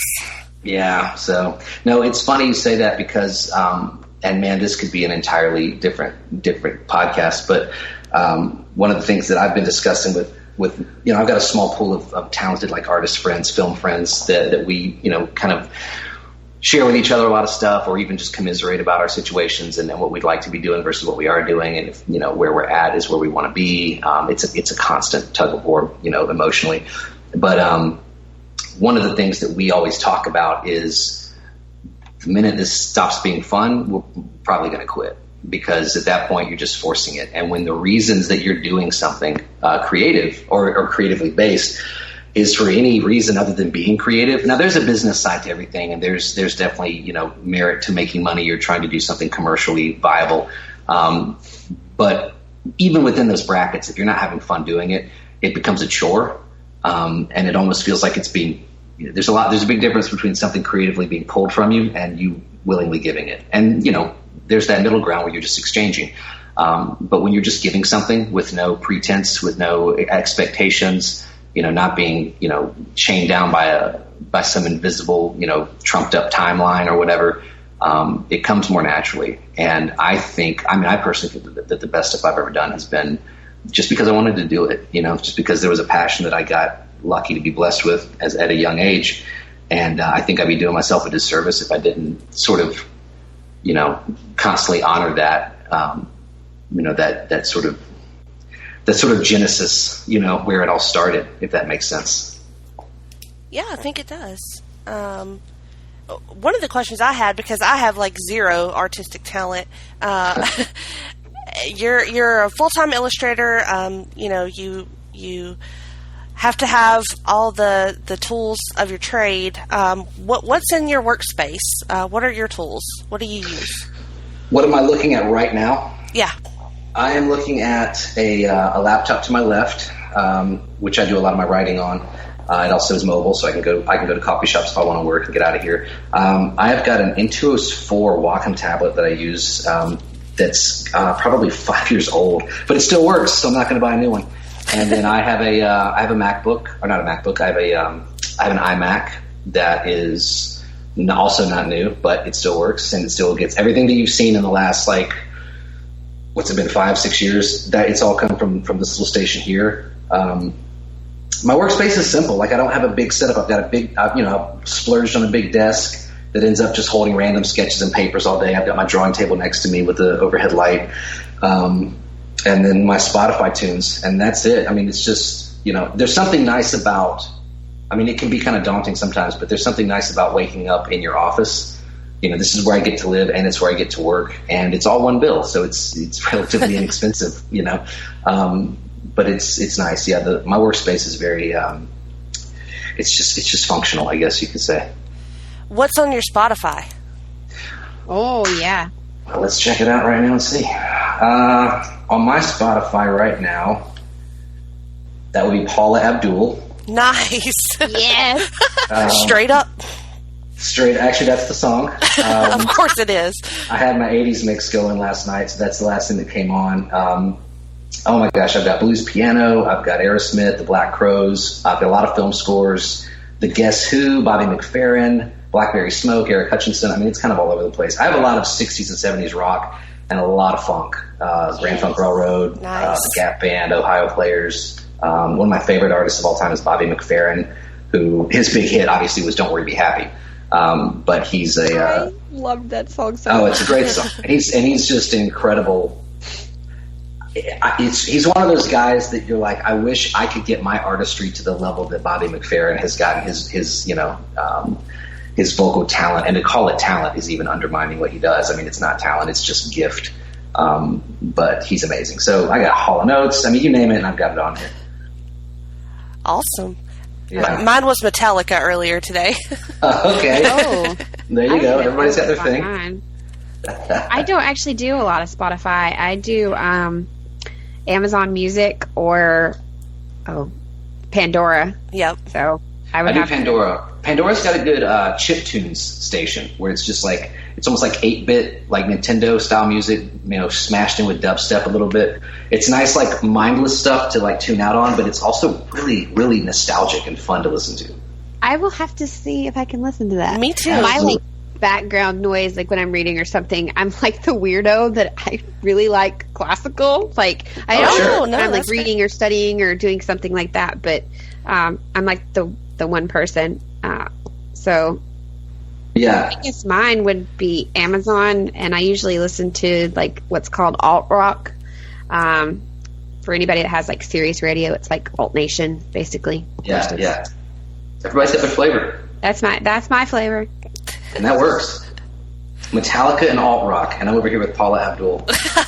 Hey, I love Metallica and Paula too, so it's a great thing. Do you have a favorite movie? Like 4 just sprung to my mind when you said that. You can say 4 because I can't pick. Like I have like 4 that I can't give love to just one, so I say them all. Sure. Who Framed Roger Rabbit? I think is always going to. Yes. That was such a blend, and I think a lot of influence came from that for the first graphic novel for Death Funny. Who Framed Roger Rabbit? Obviously, Ghostbusters, the first one. Yep. Yeah. I've always loved the Blues Brothers. Nice. And one of my. The Lion King and Cats Don't Dance, which was a Warner Brothers film that came out like in 2000 or 99. I loved that.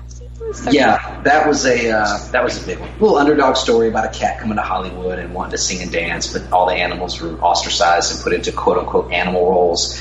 It had a really great message, and I love the soundtrack as well. So I'm just kind of looking at my movie collection. I've got everything. I've got Bill and Ted. Guardians of the Galaxy, Jurassic Park collection, anything that's fun, I think is kind of where I land. And what I'm curious about this as a comic book fan, what are your top 3 comic book characters?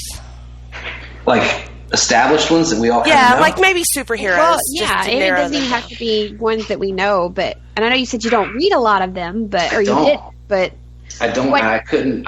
It's almost unfair to like pick a favorite because I feel like I would just be cashing in on like my extension of knowledge for comic book characters for the most part is what I picked up. You know, obviously doing this for so long and going to a college where I was around sequential art like fanatics for 4 years. I picked up a lot there, but I don't really have a lot of beyond like the films. And even that's like a bad base because every nerd online has explained to me why I should hate it. So I I can't even form a valid opinion about that, much less post that I like it. no, don't listen to them. You are entitled to liking whatever you like. Oh, I don't listen to them.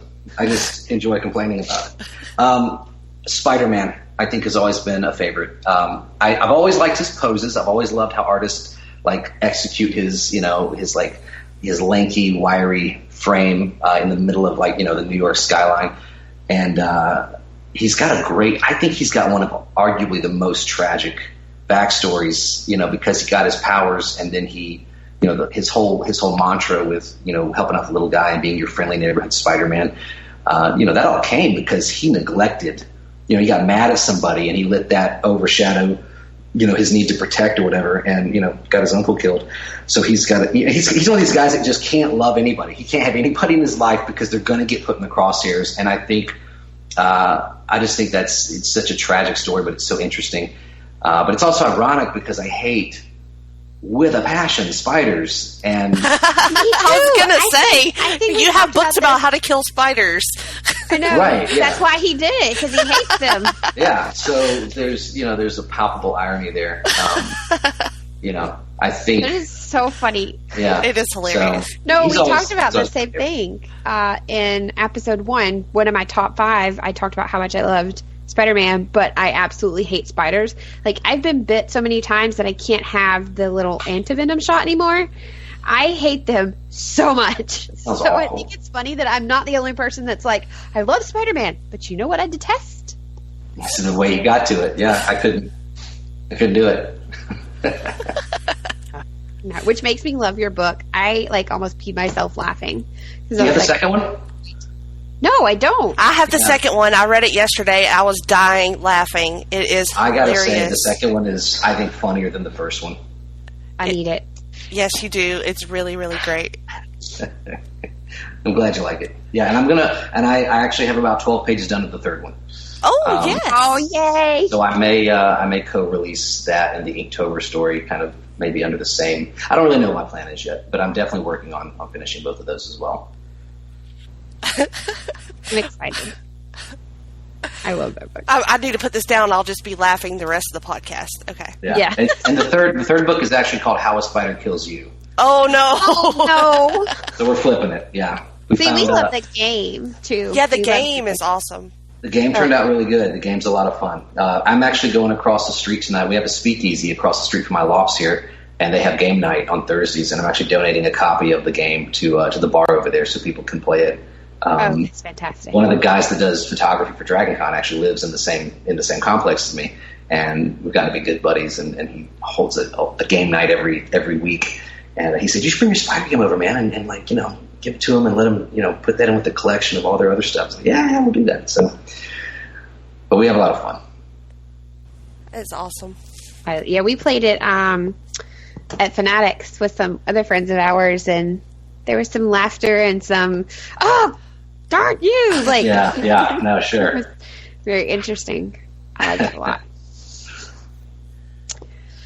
I'm trying to think. Well, I was going to ask you your favorite band or musical artist, but I think you kind of already went there. Yeah, it's really not much of an artist thing as much of an era thing.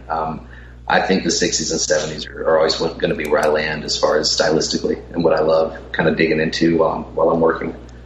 Nothing beats a James Taylor song. I like that you said that, because you're like, no, it's not an artist, it's an era. And I think that's a fantastic thing, because for some people it's a genre, for some people it's an era. It's not just one person or one thing. I couldn't do that game where it's like if you went to an island and you only had one person you could listen to. That just doesn't apply to me. I'm just probably not going to go to that island. I would get sick of, even if it was my favorite thing, I would get sick of it after a while. Right. Like, ugh, I don't think I could do it. I really don't. Jenny, do you have any more questions? 'Cause No, I don't think so. that's kind of like it. Is there anything that you really want people to know about any of your works? Or like, I know I can't ask you to pick a favorite there because that's like picking a favorite child, so I won't do that. But, like, is there anything like you really want anybody to know before they go pick up any copy of anything that you have out currently? I mean, the best thing I can tell people is that, your large commercial talents and ideas that get out there and make a big splash, they start from someone who does something independently, every one of them. Maybe not every one of them, but a lot of them do. And it doesn't just apply to me. It applies to my artist friends that I'm Facebook friends with, or that I follow on Instagram, or that follow me on Instagram. If you want to see something make a bigger splash and see more success come from that, it's kind of in the hands of the people to take it out there and share it and sort of be a non-commissioned street team to sort of get it out there. Again, and this could be an entirely different topic to tackle at another time, but I'm kind of getting back to a place where I'm just trying to have fun with my work and trying to find the joy in it. When you have so much of it, you kind of like you're inundated with scheduling and I this done, I have to do this done, I get to do this. And when you kind of like lose that attitude, or you lose that frame of mind, it sort of alters your entire the way you treat your own work. So if you hate it, that's fine. And if you love it, that's fine. Because at the end of the day, I really just want to do it because I love doing it. And I hope that when I create something that the people that are picking it up and reading it are somehow emotionally impacted or, affected by the things that I choose to say in these stories. I think that's awesome. Like, I don't even know what to ask you next because I was just like, wow. Like, I had a moment of like pure silence because I was like, wow. Like, you just explain things. Like, anytime I've been around you and someone asks you a question, or like even today when we're asking you these questions, you've always been able to explain them like so eloquently and quickly that it's just kind of, it shows your passion, it shows your drive, and it shows your love not only for your work but for those of us that are like your fans too. And I love that. Any artist that can give us all of that in a package deal, I think is an artist that people should truly cherish and hold on to and continue to follow them, continue to support them. Are you trying to make me cry like I made you cry in the book? Yes. Maybe I am. You sly fox. No, I think she's really going to make you, I don't know about cry, but I think she really wants you to participate in our closing segment. Oh. Yes. Okay. What's it called, Miranda? So, guys, boys and girls, once again, it is time for Nerd Eye Candy of the Moment. She makes me do that every time, Brett. I was going to say that wasn't pre-recorded. Nope. No, she makes me do it every time. I have to take in a deep breath, and I even expand my hands really far because you guys know me and I talk with my hands. So right. So last time we let our guest Russell go first. Would you like to go first? No, I need some time to think about this. That's fair. That is fair. So Jenny, you get to go first. Okay, I'll go first. I really didn't know who I was going to say until just now. I read, which I'll talk about. I talked about this earlier, but I read Green Arrow number 8 this week, and it is it has a lot of really great scenes with Oliver and the Black Canary. And it's just kind of, they're on a beach and it's romantic, and there's some naughty bits going on, and then I watched Arrow today, and so I just had to say my Nerd Eye Candy is Oliver Queen in his illustrated form and on the TV form. It's not even Stephen Amell specific. It's Oliver Queen. Well, really? It's not Stephen Amell specific? I mean, it is. He did do the salmon ladder in his suit. Oh, boy. So there's that. But then also Ollie from the comic book, he also really, really got me this week. So he's my nerd eye candy. I feel like I should be uncomfortable. Oh, Why? Russell told us he was a bit uncomfortable because I got like really excited last podcast, and he was like, "Oh my god, I'm blushing." I was like, get over it. Like, Russell, if you're listening, please send help. oh, that's great. All right, yeah, I'll let you have a few more minutes to think about it. I actually, I think hard about this one. Like, you guys know that now. Of course you do. We're on episode 4, and I get really excited about this. So, there's a new show that's been on that I mentioned earlier, and, the first half. And it's called No Tomorrow. Mm-hmm. And I'm so glad I've stuck with it. And one of the main characters, who is, he was in Frankenstein's Army, he was in Rogue, and what most people know him for, though, is playing Gallivant. Okay. And I could not pronounce this guy's last name because it's Sasse. You guys want to take a stab at that for me? Sassy? Sassy? Is it? That's what I was going to say. I was going to say Sassy, but he's English. Like, he's from London, so I'm pretty sure it's probably pronounced something fancy that I can't do as I'm waving my hands in the air here. But his name's Joshua. I don't know. Sassy, maybe? Woohoo! That's Sassy. I'm not even going to try to talk a British accent. Yeah. That'd be bad. I'd have all England pissed off at me. But, yeah. So, this guy, if you didn't see him in his Gallivant costume, like, you need to. I mean, hello. Right. Poor Brett's like, oh my God, Miranda, I'm never the same. Oh, man. But yes, he's like, oh. And I don't usually like the hipster look, so to speak. That's what I call it. Like the man bun and the... Well, he doesn't have a man bun. He wears a beanie, but he looks like if he took the beanie off, there would be a man bun for his character on No Tomorrow. But he has like the big gaudy like Captain Hook rings on his hands, and like his shirt's open where you can see part of his chest. And I usually hate that look because when I see people like in Dothan, we're walking around, I see people like that. I'm like, oh God, dude, we live in Dothan, Alabama. No, stop. But this, like, his character, well, makes me happy. There's that. We really enjoy this segment, Brad. I really do. I know. It's really funny to me. It sounds like you could just do an entire podcast on, like, just this. Yeah, nobody would listen to that. Very good idea. You can barely listen to it for 2 minutes. Yeah. I'm going part of it. It's when did this slumber party start, and how did I end up in it? Because I said, hey, Brett, we have this really cool segment called Nerd Eye Candy Moment. And you were like, yeah, sure. Don't even tell me what it's about. I'll stay. Yeah. I thought it was, I really thought that it was like, what's the most beautiful figurine you've seen, or like the best comic book art. But it's literally male eye candy. Yeah, so you think I just absolutely geek window shopping. That's what we're doing right now. Yes. Well, that's a cool thing too, but we are kind of window shopping. I mean, right.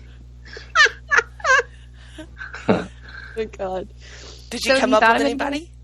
Yeah. Me? Well, I don't know. I'm looking around my loft, and I've got a lot of like figurines and art that hangs up. So I was trying to see if there was anything that like sparked anything. And on my shelf, I have all of these, toys and stuff. And I only have like 3 female characters on the shelf, and it's Harley Quinn, which that's a big no because she's got baggage that I can't even begin to quantify, and she owns a hyena. And I don't want that in my house. I was going to say, who wants to clean up that? Like, I'm not cleaning up after a hyena. I don't want it, like, scratching my couch up. And I don't want that phone call from the neighbor saying, hey, Dennis's Frisbee went in your backyard, and he hasn't been home in 2 days, and I know you've got a hyena, and I know it's not about the breed. It's about the trainer. But I need you to, we got to figure this out. And I'm asking you because you literally married the most damaged woman in the history of damaged women. So she's out. And then the next one on my shelf is Princess Peach. And I'm not going to, she's a princess though. And if her indecision to stay in a castle translates to finding a place to eat on a date. Oh my God, this is the best ever.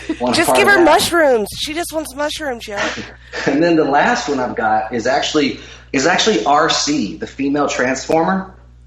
Okay. You know, the girl transformer. I think she's the best decision, and for a couple reasons. Well, first of all, she's a robot. She's going to look the same in 20 years, and that's a plus. Nothing's going to be falling apart. And if it does, we can just go buy a new piece at an AutoZone. And she also, I don't have to drive on the dates anymore. You know, I just hop on and she takes us to wherever we're going to go, which will probably be somewhere we can both agree on, like a gas station. I can go. Yeah, you can grab some snacks, right? I'm going to slam a $1 hot dog, get a slushie, get some chips to go, and she can go fill up on regular or diesel or whatever her buzz of choice is. And then we can come home. She gets to sleep in the garage. I don't have to be dealing with anything. I can put on my Netflix and do whatever I want. So I think I'm going to go with RC. That's an expensive date, though. Jeez. Yeah, I mean, you know. don't, you know, it's like girls like guys that ride motorcycles, and she has a motorcycle, so like it's cyclical appreciation. Oh my, wow, that was very revealing. That was very revealing. See, and you thought that this segment was going to not be so great for you, and I just think you did better than we do normally. Yeah. This changes my whole outlook on this segment. I know, but you know, I'm the only one that is yet to pick a non-realistic or not real, however you want to word that, person. Oh, they're real. Well, they are real. I have one. I have one. And all right. I guess one day it'll come out. She's not giving up. She's not giving it up yet. Okay. You hold on to that hope. Yep. I don't know when I'll finally reveal myself. Oh, it'll be soon. Yeah. Are you guys going to make me? No, I would never. You open that cage and let that dove fly when you want it to fly. You have to feel safe in that space before you I like how you put that. You have to feel safe in that space. You have to get there on your own. Nobody can take that from you. Yeah. Brett, where can we find you on social media? Let's see. I'm on Facebook, and I think it's facebook.com/the Brett Brooks. And my Twitter handle is also the Brett Brooks, and then my Instagram handle is just Brett Brooks, and that's with 2 T's and all those. And you can go to brettbrooks.com or basementcityproductions.com to buy the Dust Bunny, Deuces Wild issue 1, How to Kill a Spider. Those are all for sale on basementcityproductions.com. So actually, if you wanted to just Google me, you can literally Google Brett Brooks, and I'm the top hit for my website. Yeah. So you can do that as well. All right, Miranda, where are you at on Twitter? So, as you guys know, but just a reminder, I am at Mom's a Nerd. We also have Geek and Sassy now on Twitter as well, at Geek and Sassy. And now you can also add us on Instagram, also just at Geek and Sassy, because why not? Right on. Do it. So where are you at, Jenny? I'm at Jenny Cruz 2814, and I also post on at Geek and Sassy. Thank you so much for being on the show, Brett. We really appreciate it. No, thanks for having me. This was so much fun. Now you can go back and listen to our other shows and share them with everybody that I know. Yes, please do that. That will. Yes, thank you. All right, well, that's our show. Thank you so much for listening, everybody. Place to Be Nation Pop family. Bye. Bye. Here's a little song I wrote. You might want to sing it note for note. Don't worry. Be happy.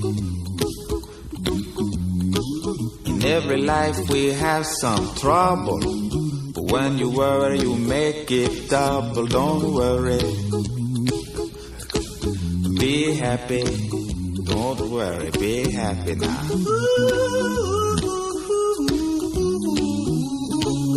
Don't worry. Be happy. Don't worry, be happy.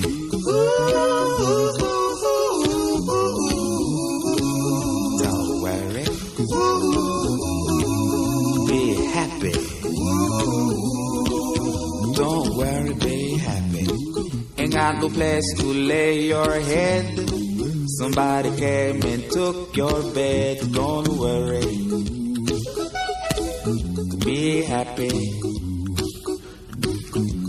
The landlord say your rent is late. He may have to litigate. Don't worry, be happy. Look at me, I'm happy.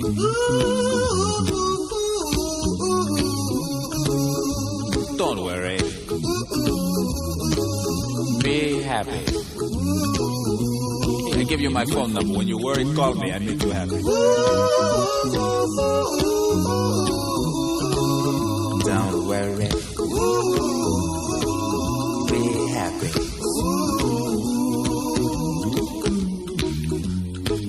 Ain't got no cash, ain't got no style, ain't got no gal to make you smile. But don't worry,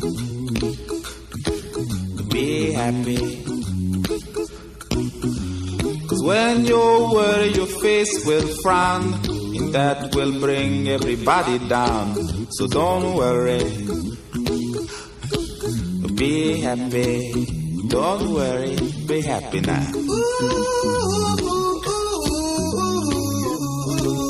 Don't worry, be happy. Don't worry, be happy.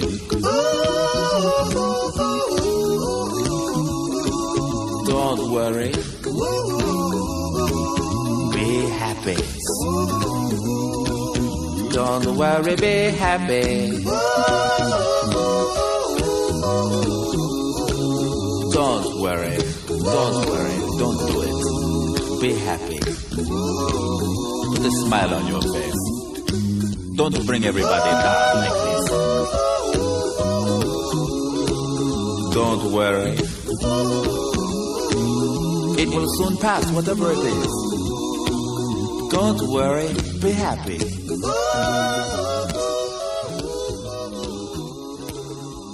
I'm not worried. I'm happy.